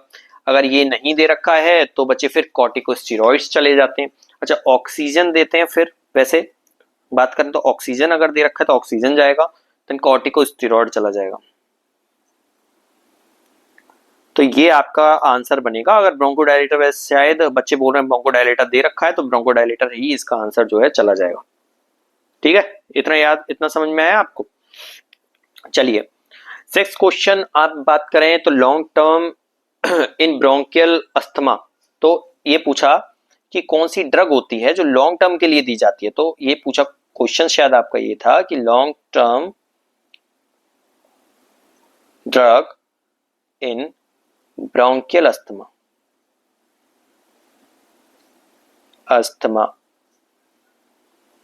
ठीक है, शायद क्वेश्चन यही होगा आपका। और अगर क्वेश्चन ये है तो आपका जाएगा बच्चे इनहेल्ड कॉर्टिकोस्टेरॉइड। ये अगर ऑप्शन में है तो ये जाएगा। अच्छा, इनमें एग्जांपल्स में अगर आपके पास बुडेसोनाइड हो तो ये जाएगा, फ्लूटिकासोन हो, तो ऐसे अगर कुछ एग्जांपल्स अगर आपके ऑप्शंस में ये सब हो तो ये जाएंगे, या बेक्लोमेथासोन हो, तो ये सारी जो है इनहेल्ड कॉर्टिकोस्टेरॉइड्स होती हैं और ये लॉन्ग टर्म अस्थमा की ड्रग होती हैं, लॉन्ग टर्म ड्रग होती हैं ब्रोंकियल अस्थमा में, ड्रग ऑफ चॉइस आप बोल सकते हो। ठीक है, तो उसके बाद अपन बात करेंगे सेवेंथ क्वेश्चन का। सेवेंथ क्वेश्चन आपसे पूछा है anti hypertensive drug, anti hypertensive drug in pregnancy. Anti hypertensive drug पूछा है आपसे और ऑप्शन में आपके सुनने को आया है कि क्या दिया गया है, लाबेटालॉल दिया है। और लाबेटालॉल जो है बिल्कुल सही है। ये क्या है तो बच्चे इसको समझो तो थोड़ा बीटा ब्लॉकर ये ड्रग होती है। अच्छा, इसके अलावा अगर कोई ऑप्शन में आता, मान लीजिए लाबेटालॉल नहीं है और ऑप्शन में निफेडिपिन होती है, निफेडिपाइन होता है, तो ये भी आंसर जो है सही चला जाता आपका। ठीक है, मान लीजिए anti hypertensive drug in pregnancy ना पूछ के गेस्टेशनल हाइपरटेंशन पूछ लेता वो, तब भी ये ड्रग जो थी वो जाती लाबेटालॉल आंसर जाता। तो आपसे हो सकता था आगे के पेपर में पूछ ले गेस्टेशनल हाइपरटेंशन में कौन सी ड्रग यूज की जाती है, या ये ना पूछे तो पूछ ले प्री इक्लेम्पशिया में कौन सी ड्रग दी जाती है। तो बच्चे ये घुमा के क्वेश्चंस पूछे जा सकते हैं किसी भी एग्जाम में।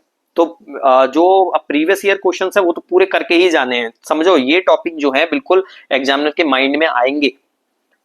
तो ये सारा आपका हो गया। उसके बाद एक क्वेश्चन आपसे पूछा गया है केमिकल स्प्लैश चला जाए अगर आई में तो क्या करेंगे। ठीक है, तो ये शायद क्वेश्चन आया है केमिकल स्प्लैश अगर आई में चला जाए, मतलब कोई केमिकल चला गया आपकी आई में तो आपको क्या करना है बच्चे। तो आपको तो सबसे बेस्ट इसका आंसर जाएगा इमीडिएट फ्लश करना है, इरिगेट करना है आई को। ठीक है, तो अगर इमीडिएट फ्लश है, इमीडिएट फ्लश करना है,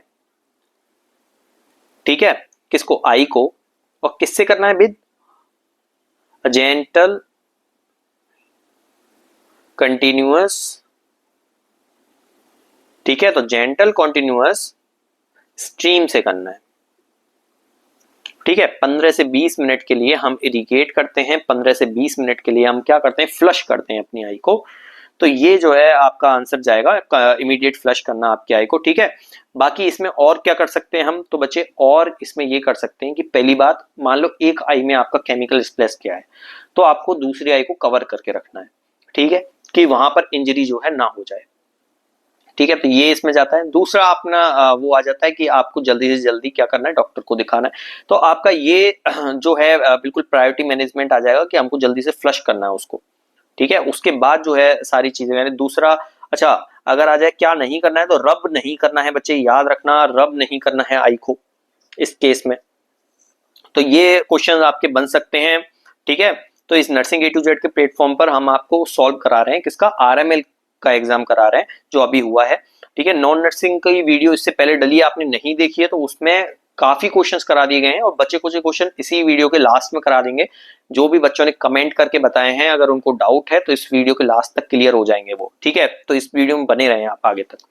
चलिए हम 9th क्वेश्चन पे हैं अपने, बाकी शायद 20 करीब क्वेश्चन जो है पहले भी हो चुके हैं। तो 9th क्वेश्चन जो है वो है लियोपोल्ड मैन्युअर। ठीक है बच्चे, लियोपोल्ड मैन्युअर है और इससे मतलब क्वेश्चन बनता ही बनता है। बिल्कुल ऐसे टॉपिक्स आपसे, बहुत सिंपल पेपर आया है। आप अपने कितने मार्क्स बन रहे हैं इसके आधार पे, एनालिसिस के आधार पे आप बताइए कट ऑफ जो है, फिर हम आपको प्रेडिक्ट करके बताएंगे कट ऑफ की कितनी हो सकती है इसकी कट ऑफ। ठीक है, वैसे स्क्रीनिंग टेस्ट था, इसकी कट ऑफ इतनी ज्यादा नहीं जाएगी, बट पेपर का लेवल काफी इजी आया, खासकर कि नॉन नर्सिंग का लेवल काफी इजी आया है, तो हो सकता है इसकी कट ऑफ थोड़ी ज्यादा जाए। चलिए, तो लियोपोल्ड मैन्युअल में क्वेश्चन क्या पूछा गया है, क्वेश्चन जहां तक हमको पता है कि क्वेश्चन ये पूछा गया कि इसमें क्या क्या, इसके पर्पस क्या क्या होते हैं ना उसमें, और एक्सेप्ट करके क्वेश्चन पूछा गया था कि क्या नहीं करते इसके लिए। तो वो शायद ऐसा कुछ क्वेश्चन आपके लिए आया था।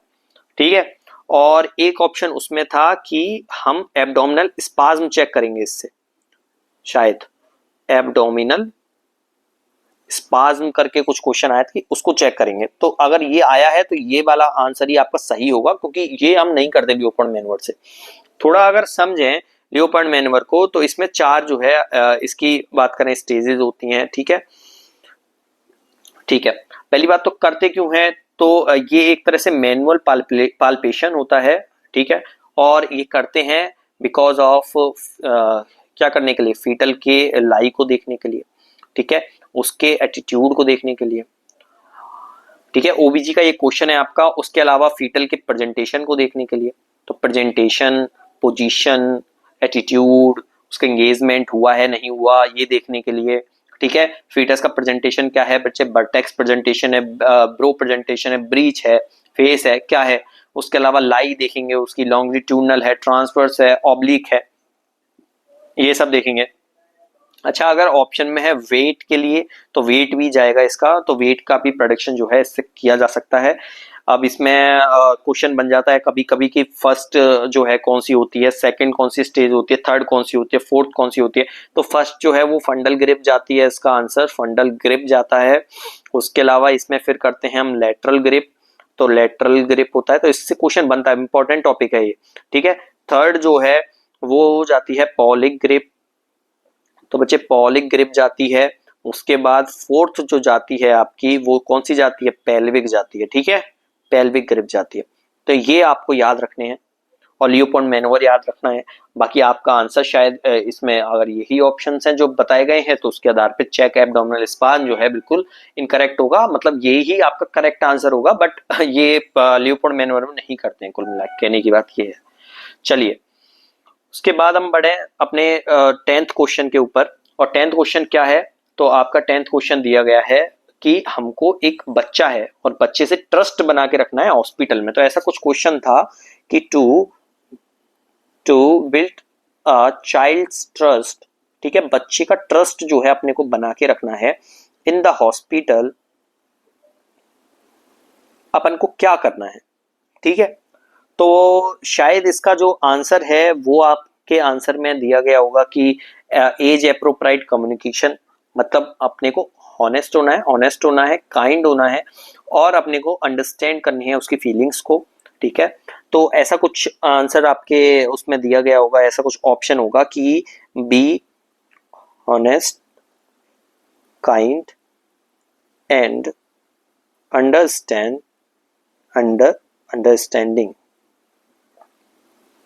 ऐसा शायद कुछ होगा अकॉर्डिंग टू एज, ये शायद आपके में होगा। तो यही आंसर जाएगा। क्यों बच्चों, तो देखो, तो अपने को क्या करना है इसके लिए अपन जो पढ़ते हैं, तो अपन पढ़ते हैं कि अपने को क्लियर एज अप्रोप्रिएट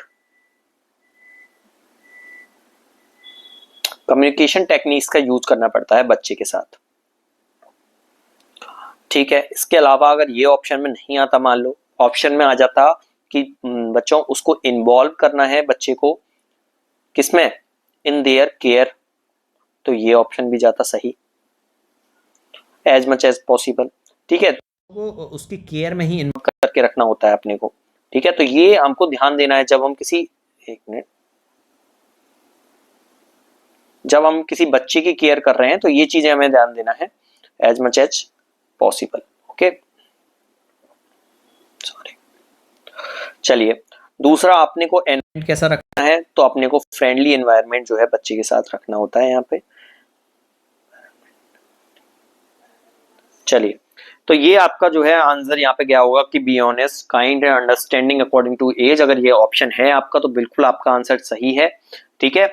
चलिए आगे बढ़े, हम देखते हैं 11th क्वेश्चन। 11th क्वेश्चन आपका शायद ये क्वेश्चन आया कि preventive community measures in pregnancy, मतलब अगर आप कम्युनिटी में जा रहे हैं वहां पर क्या मेजर्स हैं, क्या आपकी स्ट्रेटजी होनी चाहिए कि जब आपको अगर मान लो कोई कम्युनिटी में प्रेग्नेंट वुमेन है तो आप जाओगे कम्युनिटी विजिट के लिए, तो क्या करना है। यहां से वहां तक यही क्वेश्चन है आपका, और क्वेश्चन शायद ये आया है preventive measures, preventive community measures in pregnancy, अपने को क्या लेने होते हैं, ठीक है। ये आपका जो है आया क्वेश्चन। इसका आंसर क्या जाएगा बच्चे, तो एक शायद उसमें ऑप्शन था कि अपने को बीपी चेक करना है एंड वेट चेक करना है, ठीक है। तो जब हम कम्युनिटी में जाते हैं, प्रेग्नेंट वुमेन्स होती हैं तो उनका हम बीपी और वेट चेक करते हैं। अच्छा, इसमें और आंसर्स में अगर एंटीनेटल केयर हो सकता था, वैक्सीनेशन भी अपन को देखना पड़ता है कम्युनिटी में हुआ है नहीं हुआ है, ठीक है, जो अपने टीडी के जो टीके लगते हैं वो लगे नहीं लगे, ये सब भी देखना होता है। लेकिन अपन चेक करेंगे जनरल कंडीशन अगर कम्युनिटी में जाके, तो हम कम्युनिटी में जाके वैक्सीनेशन नहीं करके आते हैं, ठीक है। हम वहां पे कोई लेबोरेटरी वर्क नहीं करके आते हैं। हम अगर हेल्थ विजिट के लिए जा रहे हैं तो अपन क्या करेंगे, उनका बीपी लेंगे, वेट लेंगे और उस आधार पे हम देखेंगे कि बच्चा स्वस्थ है या नहीं है। ठीक है, कहीं उनको इक्लेम्शिया प्रीक्लेम्शिया तो नहीं है, मतलब वो सारी चीजें अपने को देखनी पड़ती हैं, अर्ली स्क्रीनिंग करनी पड़ती हैं। तो प्रिवेंटिव मेजर्स कम्युनिटी में अगर option check BP and weight है तो आपका ये आंसर जो है बिल्कुल सही गया होगा। ठीक है, चलिए बच्चों आगे देखते हैं 12th क्वेश्चन। आपका 12th क्वेश्चन जो है आपका वो आया है एम्पैथी। देखो एम्पैथी से रिलेटेड एक क्वेश्चन आया है और आंसर शायद आपका गया है या फिर ऑप्शन में शायद आपके है अंडरस्टैंड इमोशंस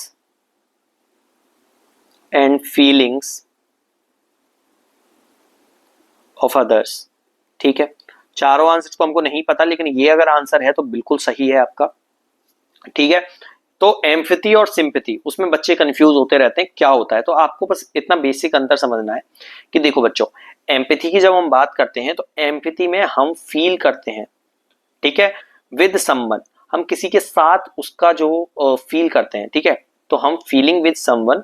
ठीक है, एम्पैथी की डेफिनेशन होती है feeling by someone by understanding.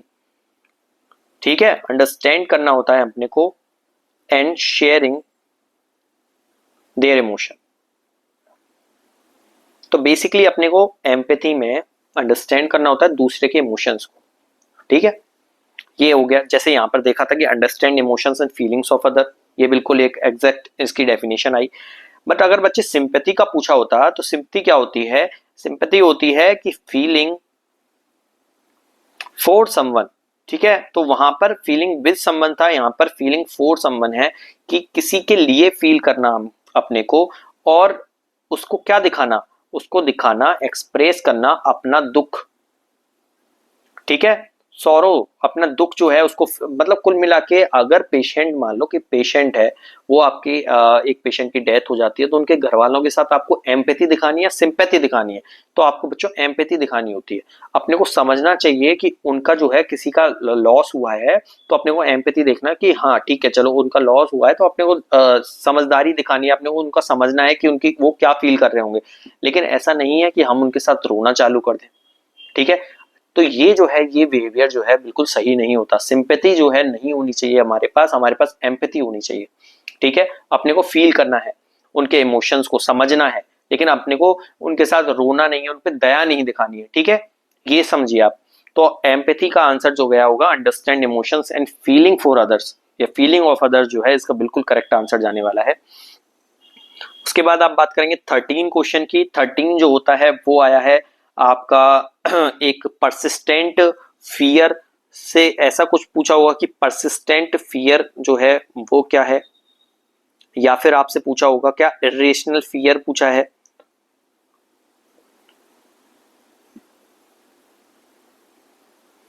अगर ये क्वेश्चन है तो ये जो है इसका आंसर जाएगा आपका फोबिया। क्या जाएगा, फोबिया।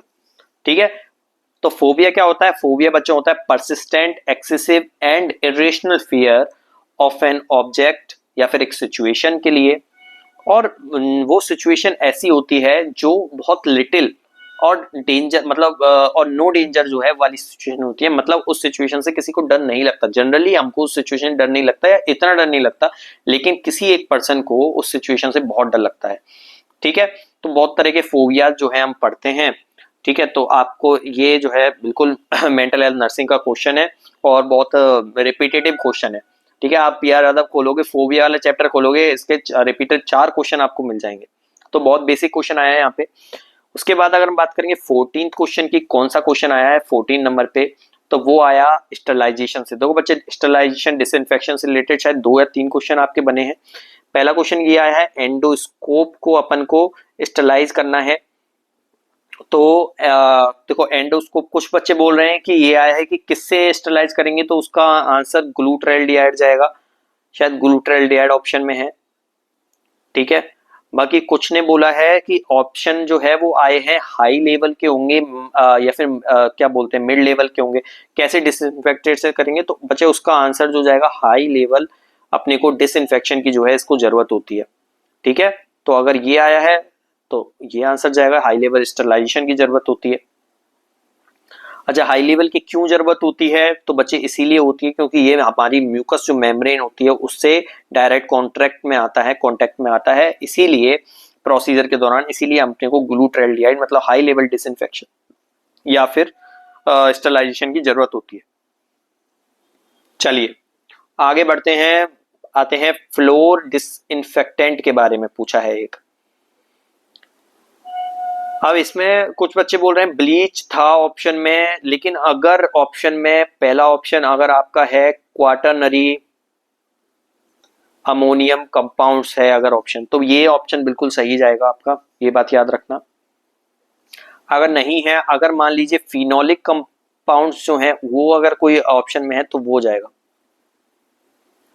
नहीं तो आपका जो है ब्लीचिंग पाउडर है तो फिर ब्लीचिंग पाउडर जाएगा। तो इनमें से देख लीजिएगा आपका क्या ऑप्शन में था और उसके आधार पर ही ये जो है आंसर जो जाने वाला है। तो ब्लीचिंग पाउडर जाएगा अगर ये नहीं है ऑप्शन में तो, ठीक है। तो ये देख लेगा, ऑप्शन अगर पता होता है बच्चा तो बिल्कुल पूरा एक डिटेल वीडियो और बनाई जा सकती थी, लेकिन अगर नहीं पता है तो आप देख लो। अगर किसी को याद है कि क्वाटरनरी है तो क्वाटरनरी जाएगा, फिनोलिक कोई कंपाउंड है तो वो जाएगा, नहीं तो ब्लीच पाउडर जाएगा, ठीक है। तो ये आपने आधार पे देख लेना।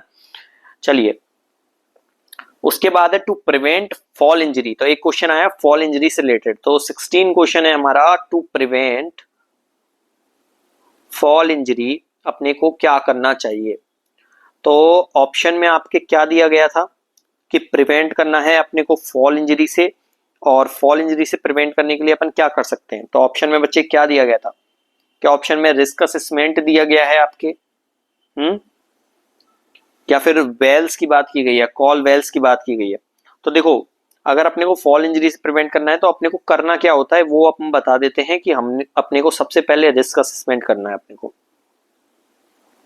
रिस्क असेसमेंट कैसे करेंगे कि अपने को कम्युनिकेट करना है कंसर्न्स के बारे में, कम्युनिकेट करना है कंसर्न्स के बारे में कैसे कम्युनिकेट करेंगे, हम उससे पेशेंट से पूछेंगे कि बच्चा कि अगर तेरे को डिजीनेस तो नहीं है। हम देखेंगे, देखो पहली बात हम देखेंगे पेशेंट की कौन सी ड्रग्स चल रही हैं, कहीं ऐसी ड्रग्स तो नहीं चली जिससे जिनके साइड इफेक्ट्स हो सकते हैं कि सेडेशन हो उनको और वो गिर सकते हैं, ठीक है। तो ये सब चीजों को ध्यान में रखना है अपने को, ठीक है।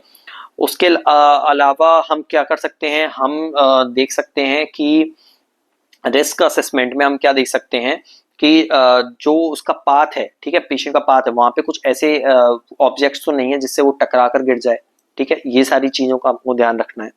दूसरा अपन कॉल वेल्स का यूज कर सकते हैं, और कॉल वेल्स क्या होती हैं कि जब पेशेंट को उठना है, कुछ कुछ पेशेंट होते हैं एकदम से उठेंगे तो उनको चक्कर आ जाते हैं, डिजीनेस होती है, गिर जाते हैं, तो उनको कॉल वेल्स का इस्तेमाल करना है। जब भी वो उठेंगे असिस्टेंस के लिए उनको बुला लेना है किसी ना किसी को, ठीक है। तो अपन का अगर ऑप्शन में कॉल वेल्स दिया गया है या उससे पहले अगर अलग से ऑप्शन में रिस्क असेसमेंट दिया गया है तो रिस्क असेसमेंट इसका आंसर जाएगा, और कॉल वेल सिस्टम है तो कॉल वेल सिस्टम जाएगा, ठीक है। तो ये आपको याद रखना है। शायद कॉल वेल्स आंसर था इसका, जिन्होंने पेपर दिया है उनको याद होगा। चलिए 17 क्वेश्चन की बात करें हम, तो 17 क्वेश्चन में आपसे पूछ रहा है मैस्लो हायरार्की। तो बहुत ही सरल क्वेश्चन आपसे शायद पूछा गया है, मैस्लो हायरार्की किसके बेस पे होती है, शायद या मैस्लो हायरार्की में क्या बताया गया है, ऐसा कुछ क्वेश्चन था, ठीक है। तो मैस्लो हायरार्की जो है वो किस बेस पे या क्या बताया, तो मैस्लो हायरार्की बच्चे नीड्स पे होती है, और इसमें 5 सेट्स के अपन बेसिक नीड्स है। तो बेसिक नीड के 5 सेट जो है वो देखने को मिलते हैं इसमें, और ये किसके आधार पे बनाई गई है, तो इसमें कुल मिला के मैस्लो ने बताया कि कुछ नीड्स होती हैं ह्यूमन की जो क्या करती हैं, वो मोटिवेट करती हैं ह्यूमन को, ठीक है। उनको मोटिवेट करेंगे कोई किसके लिए, बिहेवियर के लिए, कि पर्टिकुलर बिहेवियर के लिए। तो ये सब बताया था कौन कौन सी होती हैं, ये आपको याद होता है क्या, कि एक होती है फिजिकल जो है अपनी, ठीक है, तो एक होती है कौन सी फिजियोलॉजिकल नीड्स होती हैं। तो बच्चे एक होती है, तो एक पिरामिड आपने देखा होगा, याद किया होगा कि एक होती है फिजियोलॉजिकल नीड्स होती है। जब ये कंप्लीट हो जाती हैं तो सेफ्टी चाहिए होती है एंड सिक्योरिटी चाहिए होती है, ठीक है। तो ये वाली नीड्स होती हैं। उसके बाद आपकी लव एंड बिलोंगिंगनेस वाली नीड्स होती हैं,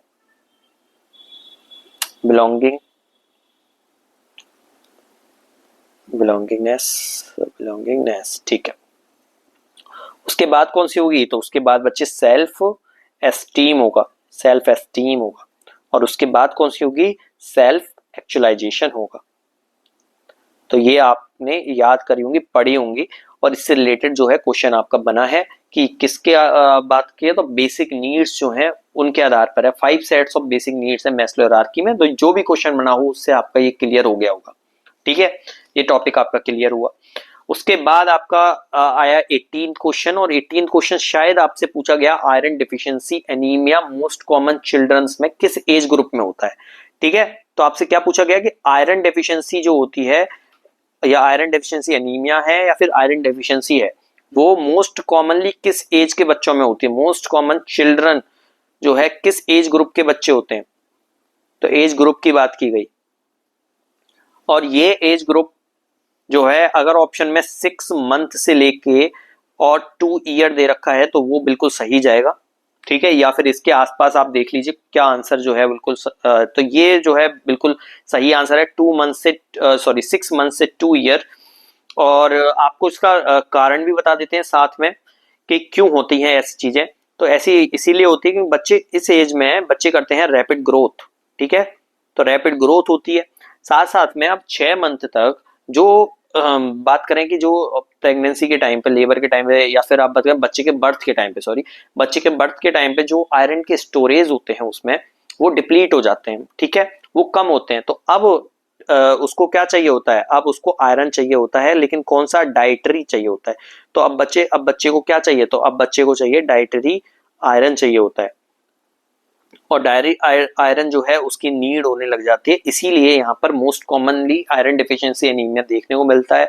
बाकी कुछ जगहों पे अगर और कुछ फैक्टर की बात करें तो जो काउ मिल्क होता है उसमें क्या होता है, आयरन का कंटेंट कम होता है। बहुत से लोग क्या करेंगे, काउ मिल्क से प्रैक्टिस करते हैं, काउ मिल्क पिलाते हैं, और वो पिलाएंगे तो उससे भी क्या होता है, इसके चांसेस जो है बढ़ जाते हैं। तो ये और फैक्टर्स होते हैं आयरन डिफिशियंसी एनीमिया होने के 6 से लेकर 2 ईयर के बच्चों में। तो इतना आपको ये समझ में आया होगा। तो जो आपका क्वेश्चन था, ये कौन सा क्वेश्चन है आपका, शायद 18 क्वेश्चन है हमारा, हाँ 18 क्वेश्चन है, ये हो गया। 19 क्वेश्चन आपका रिलेटेड आया लोकिया से रिलेटेड। तो बच्चे लोकिया से रिलेटेड क्वेश्चन आया, और लोकिया सिरोसा को स्पेसिफिक पूछा गया था कि लोकिया सिरोसा कब से कब तक होता है, डेज पूछे थे। तो बच्चे इसका आंसर तो 4 to 12 डेज होगा अगर इन्होंने पूछा है टाइमिंग इसकी। ठीक है, लेकिन इसमें हम लोकिया को बिल्कुल एक क्विक रिकैप कर लेते हैं कि होता क्या है। तो बच्चे पोस्टपार्टम डिस्चार्ज होते हैं कुछ। अब पोस्टपार्टम डिस्चार्ज क्यों होते हैं ये आपको सबको पता है, क्योंकि जो यूट्रस है वो अपनी शेप में आता है, उसकी वजह से जो है वो डिस्चार्ज जो होते हैं। ठीक है, अब ये 3 स्टेजेस में होता है। ठीक है, तो पहला आपने पढ़ा होगा क्या, लोकिया रुब्रा पढ़ा होगा। ठीक है, लोकिया रुब्रा होता है 3 to 4 डेज तक ये लोकिया रुब्रा चलता है, पहले जो 3 से 4 दिन तक ये चलता है।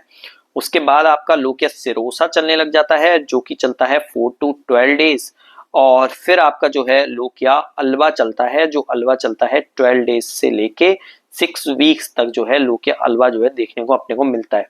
तो ये अगर आया है, इसके अलावा इसका कलर पूछ सकते हैं कि ये जो होता है वो हैवी ब्राइट रेड कलर का होता है, तो ब्राइट रेड कलर का होता है इसलिए रुब्रा बोला है। सिरोसा जो होता है वो होता है ब्राउन कलर का या पिंकिश ब्राउन कलर का होता है, और अगर बात करेंगे अल्बा का तो वो व्हाइट या येलोइश व्हाइट जो है वो कलर का होता है। ठीक है, तो ये आप याद रखना, लोकिया भी एक इंपॉर्टेंट जो है क्वेश्चन बन सकते हैं, हो सकता है यही क्वेश्चन जो है रिपीट हो जाए आपका मेंस में या फिर केजीएमयू के एग्जाम में। चलिए 20 क्वेश्चन आप पे आते हैं। 20 क्वेश्चन है सर्जिकल वुंड इन्फेक्शन हुआ है अगर,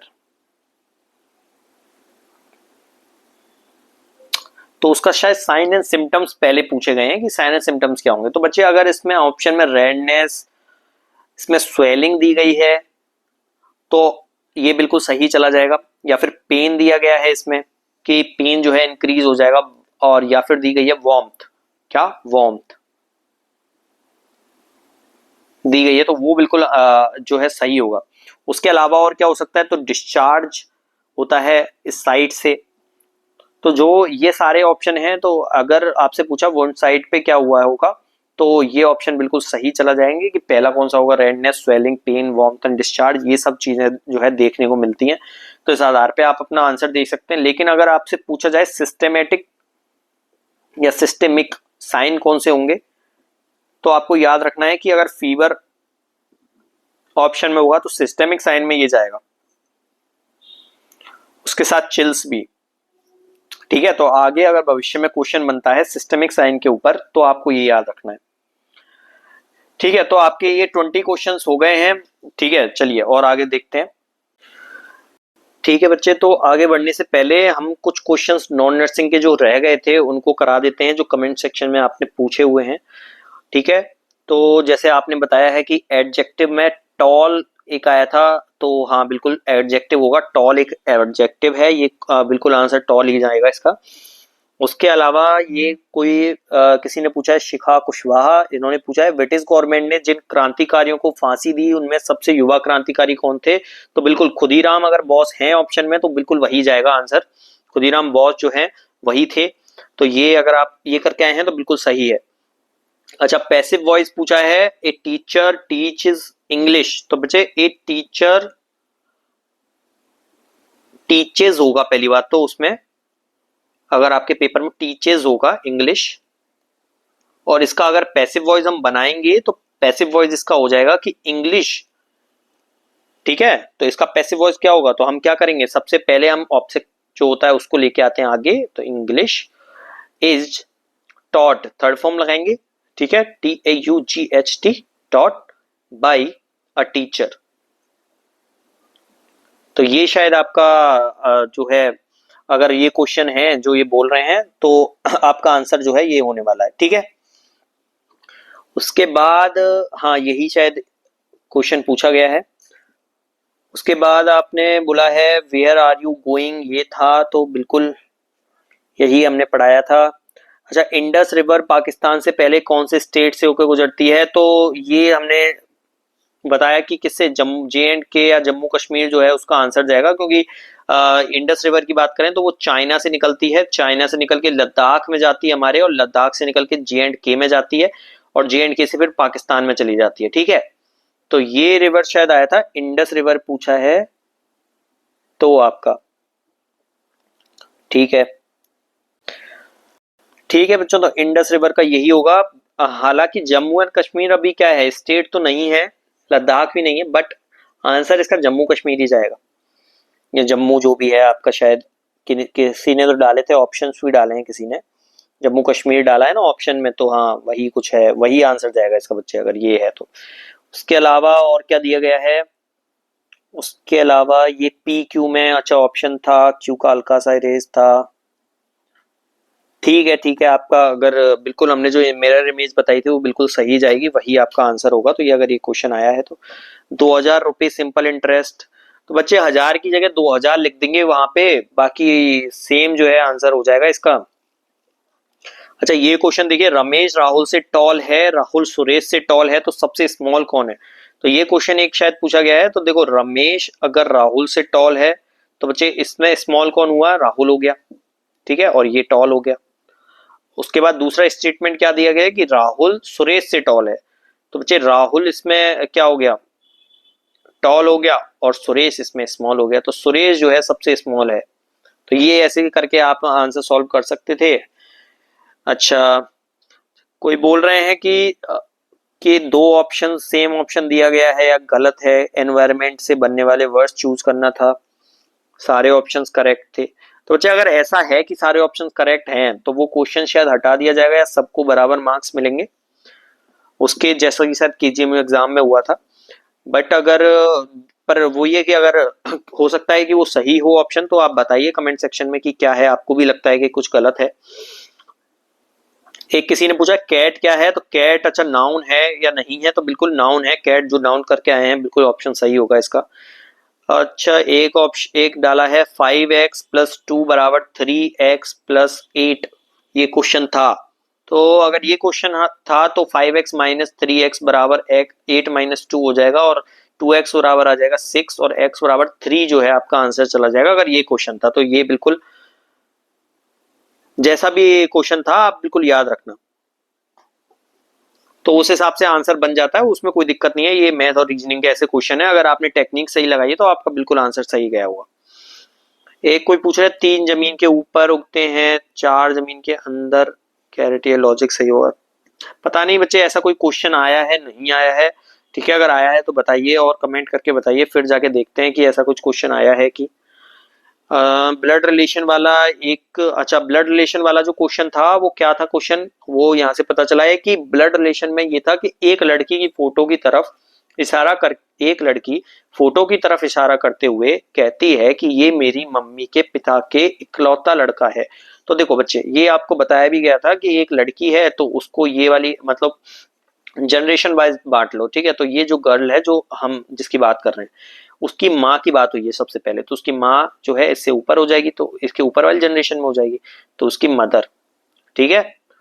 उसके बाद उसकी मदर के फादर जो है पिता की बात हुई है, तो इसके पिता और ऊपर वाली जनरेशन है। और अगर आपको मेल को दिखाना है तो ऐसे भी दिखा सकते हो, इसके पिताजी जो है उनका इकलौता लड़का, अगर इसका इकलौता लड़का होगा इनका, तो जाहिर है कि इनका जो है वो भाई होगा, तो क्या होगा, ये इसका ब्रदर होगा इसका, ठीक है। और ये इसका ब्रदर है तो ये गर्ल से क्या रिलेटिव हुआ, तो इसका ये क्या होगा, मामा होगा, जिसको आपने मैटरनल अंकल बोल सकते हो आप, ठीक है। तो मैटरनल अंकल ऑप्शन में था, वो इसका चला जाएगा। अच्छा प्लूरल ऑफ चाइल्ड ये बच्चे करा दिया था, प्लूरल ऑफ चाइल्ड चिल्ड्रन जो है वो हो जाएगा, चाइल्ड्स नहीं होता, चिल्ड्रन जो है वो इसका जो है आंसर चला जाएगा।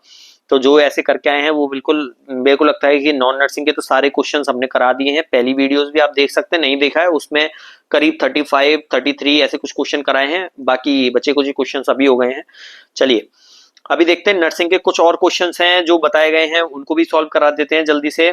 चलिए ठीक है बच्चों, तो एक अगर 21 क्वेश्चन देखें हम, तो 21 क्वेश्चन आपसे पूछा गया है अबाउट अपेंडिसाइटिस।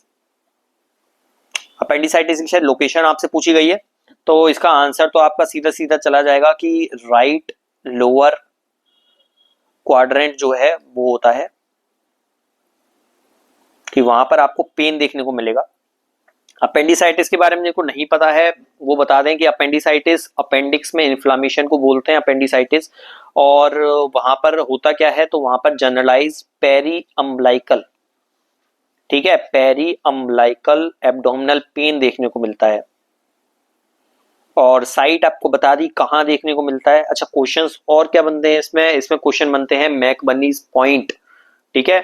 तो मैकबर्नीज पॉइंट क्या होता है, एक क्वेश्चन ये बनता है मैकबर्नीज पॉइंट क्या होता है, तो McBurney's point refer to lower right quadrant जो होता है, राइट लोअर क्वाड्रेंट जो होता है उसको हम मैकबर्नीज पॉइंट जो है वो बोलते हैं, ठीक है। तो ये आपको याद रखना है। उसके अलावा यहाँ पर एक क्वेश्चन बनता है रिबाउंड जो है, यहाँ पर टेंडरनेस देखने को मिलती है,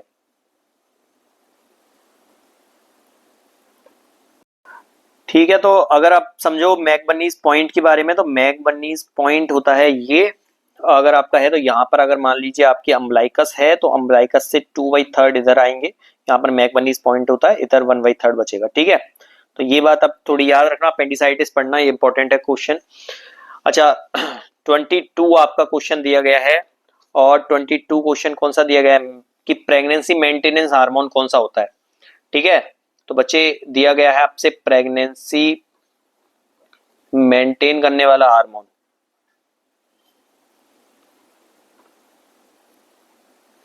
ये पूछा है आप, ठीक है। तो ये पूछा है, इसका आंसर आपका प्रोजेस्टेरोन अगर आंसर ऑप्शन में है तो बिल्कुल वही जाएगा आपका, ठीक है, क्योंकि प्रोजेस्टेरोन क्या करता है, मेंटेन करता है प्रेगनेंसी को, क्योंकि वो एंडोमेट्रियम को क्या करता है, बनाए रखता है, ठीक है बच्चे, ये याद रखना है आपका। एस्ट्रोजन नहीं जाएगा, एस्ट्रोजन केवल सपोर्ट करता है प्रेगनेंसी को, लेकिन अगर आपका आया है मेंटेनेंस हार्मोन कौन है, प्रेगनेंसी मेंटेन हार्मोन, तो प्रोजेस्टेरोन आंसर जाने वाला है आपका, ठीक है। चलिए अब बात करते हैं 23rd क्वेश्चन की, ठीक है बच्चों। 23rd क्वेश्चन देखेंगे तो ये पूछा है प्रिजर्वेटिव पूछा है, प्रिजर्वेटिव इन ग्लूकोज वाइल। तो आपने ग्लूकोज की वाइल देखी होगी, तो ग्लूकोज वाइल जो होता है उसको क्या बोलते हैं, सोडियम फ्लोराइड वाइल बोलते हैं, ठीक है। अगर किसी ने देखी है सोडियम फ्लोराइड वाइल होती है, जो बच्चे ग्रे कलर में देखने को मिलती है अपने को, जिसमें अपना सैंपल जाता है आरबीएस का, ठीक है। चलिए अब देखें कि ये क्वेश्चन आया है 24 क्वेश्चन है, which part of brain maintain temperature and hunger. तो बच्चे टेम्परेचर एंड हंगर कौन से पार्ट जो है ब्रेन का वो मैनेज करता है, तो बच्चे इसका जाएगा आंसर हाइपोथैलेमस, बिल्कुल बेसिक क्वेश्चन है, हाइपोथैलेमस। ठीक है, एक 24 क्वेश्चन ये हो गए। उसके बाद आप बात करें 25th क्वेश्चन की, और 25th क्वेश्चन आपसे पूछा है, एक क्वेश्चन पूछा है आपसे क्या, कि which part of I regulate light. ठीक है, तो लाइट कौन सा पार्ट है आई का जो क्या करता है, रेगुलेट करता है। तो अगर बात करें कि इसका आंसर क्या जाना चाहिए, तो इसका आंसर जाएगा आपका बच्चे, अगर आयरिस ऑप्शन में है तो आयरिस जाएगा। ठीक है, तो आयरिस क्या होता है बच्चे, आयरिस कलर्ड पार्ट होता है आई का, जो रेगुलेट करता है अमाउंट ऑफ लाइट को। ठीक है, तो अमाउंट ऑफ लाइट कितनी जाएगी किसमें, प्यूपिल में कितनी जाएगी, ठीक है, वो ये रेगुलेट करेगा। ठीक है, तो ये इसका मैकेनिज्म जो है वो पता होना चाहिए, कि जो आइरिस की जो मसल्स होती हैं वो क्या होती हैं, कॉन्ट्रैक्ट करती हैं और रिलैक्स हो जाती हैं, जिससे प्यूपिल क्या होती है, अपनी लार्ज होती है, डायलेट होती है और स्मॉल होती है। ठीक है, जैसे कि आपका कैमरा जो होता है उसमें होता है। तो आपका ऑप्शन में अगर आइरिस है तो आइरिस बिल्कुल जो है करेक्ट आंसर जो है इसका चला जाएगा। ठीक है बच्चे, उसके बाद अपन बात करें 26 क्वेश्चन की, तो एक आपसे पूछा है शायद टीफा एनोमली स्कैन पूछा है, टीफा एनोमली स्कैन कि किस ट्राइमेस्टर में करते हैं बच्चे, ऑप्शन नंबर ये जाएगा सेकंड ट्राइमेस्टर में इसको करते हैं, और टीफा सेकंड ट्राइमेस्टर में करते हैं। तो टीफा की फुल फॉर्म आपको पता होना चाहिए, वो क्या होता है, टारगेटेड, क्या होता है बच्चे, targeted imaging for fetal anomalies. ठीक है, फॉर फीटल एनोमलीज इसकी क्या होती है, फुल फॉर्म होती है, सेकंड ट्राइमेस्टर में करते हैं, 18 टू 22 वीक्स पे करते हैं। और क्यों करते हैं, बिकॉज कंजेनाइटल एबनॉर्मलिटीज जो होती हैं उनको अपने को पता लगाना होता है इस स्टेज में, इसीलिए हम टीफा जो है वो करते हैं। एक तरह से क्या है, अल्ट्रासाउंड है, यूएसजी है। चलिए, उसके बाद अपन बात करें 27 जो नंबर क्वेश्चन है, तो बच्चे 27 ये, बाकी आपके 20 क्वेश्चन करीब हो गए होंगे पहले भी, तो काफी क्वेश्चंस आपके हो गए। 27 नंबर क्वेश्चन आपने देखा कौन सा आया है आपका, तो हम बात करें तो आपका शायद एक क्वेश्चन आया है सीवियर प्रोटीन एनर्जी माल न्यूट्रिशन, क्वाशोरकर जो होता है उससे रिलेटेड आया है। तो आपसे पूछा है सीवियर अच्छा प्रोटीन एनर्जी माल न्यूट्रिशन पूछा है आपसे, केवल प्रोटीन नहीं पूछा है। तो इसमें शायद ऑप्शन आपका एक दिया गया होगा, ओरल रिहाइड्रेशन अपने को करना होता है, एंड इलेक्ट्रोलाइट आपको देने होते हैं। ठीक है, तो इसमें बेसिकली या तो ये ऑप्शन है शायद जो बोल रहे हैं कि सही गया है, अगर ये ऑप्शन है तो सही है बिल्कुल, बाकी ऑप्शंस का भी पता नहीं है। बट अपने को क्या करना पड़ता है बच्चे, थेरेप्यूटिक फूड देने पड़ते हैं ऐसे केस में, आपको ये याद रखना, थेरेप्यूटिक फूड अगर ऑप्शन ये है तो ये बिल्कुल आपका सही गया होगा, थेरेप्यूटिक फूड्स देने पड़ते हैं इस केस में। चलिए 28 क्वेश्चन आपका है, कि आपसे पूछा है कि हेड इंजरी से रिलेटेड क्वेश्चन आया है, कि हेड इंजरी अगर हो गई है किसी पेशेंट में और उसको न्यूरोजेनिक फीवर है, कौन सा फीवर, न्यूरोजेनिक फीवर है, तो नर्सिंग डायग्नोसिस क्या करेंगे। तो नर्सिंग डायग्नोसिस इसका क्या होगा, तो ऑप्शन में आया है इनइफेक्टिव थर्मोरेगुलेशन, तो यही बिल्कुल सही जाने वाला है। जैसे कि हम नर्सिंग डायग्नोसिस बनाते हैं कि infective thermoregulation related to head injury, या फिर रिलेटेड टू क्या होगा, क्यों होगा ये इनफेक्टिव थर्मो रेगुलेशन, बिकॉज हो सकता है कि हेड इंजरी जब हुई हो तो हाइपोथैलेमस जो पार्ट है उसमें क्या हो गई हो, इंजरी हो गई हो, और हाइपोथैलेमस हम एक क्वेश्चन अभी आया कि क्या करता है, टेम्परेचर का रेगुलेशन कौन करता है, तो वो क्या करता है, हाइपोथैलेमस करता है। तो यही इसका डायग्नोसिस जाएगा, इनइफेक्टिव थर्मो रेगुलेशन। ठीक है, तो एक ये क्वेश्चन आपको देखने को मिला होगा। उसके अलावा एक आया है आपका 29 क्वेश्चन, आपको ये देखने को मिला होगा कि इन्फेक्शन प्रिवेंशन के लिए क्या करेंगे, शायद हॉस्पिटल में इन्फेक्शन प्रिवेंशन के लिए क्या करेंगे, क्रॉस इन्फेक्शन के लिए क्या करेंगे, ऐसा कुछ क्वेश्चन आया होगा। उसका उसमें ऑप्शंस में हैंड वॉशिंग दी गई होगी, तो हैंड वॉशिंग इसका जो है आंसर जाने वाला है। ठीक है, तो देखो ये 29 क्वेश्चन और उससे पहले 20 करीब क्वेश्चन हो गए होंगे, तो आपके काफी क्वेश्चन हो गए हैं। जो क्वेश्चन बचे हुए हैं वो कमेंट सेक्शन में आप डालें, उनके आंसर आपको उधर ही मिलेंगे, या फिर अगर आपको नहीं समझ में आए तो एक सेपरेट जो वीडियो उनकी बनाई जाएगी। बाकी जैसे जैसे बच्चे बताते जाएंगे, ऑप्शंस क्लियर होते जाएंगे, वैसे वैसे हो सकता है कुछ क्वेश्चंस में चेंज हो। ठीक है, तो उस आधार पे आप हमारी जो है चैनल से जुड़े रहें, चैनल को सब्सक्राइब करें, वीडियो को शेयर करें। जो बच्चों ने कमेंट करके बताए हैं क्वेश्चन, उनके लिए बहुत बहुत थैंक्स।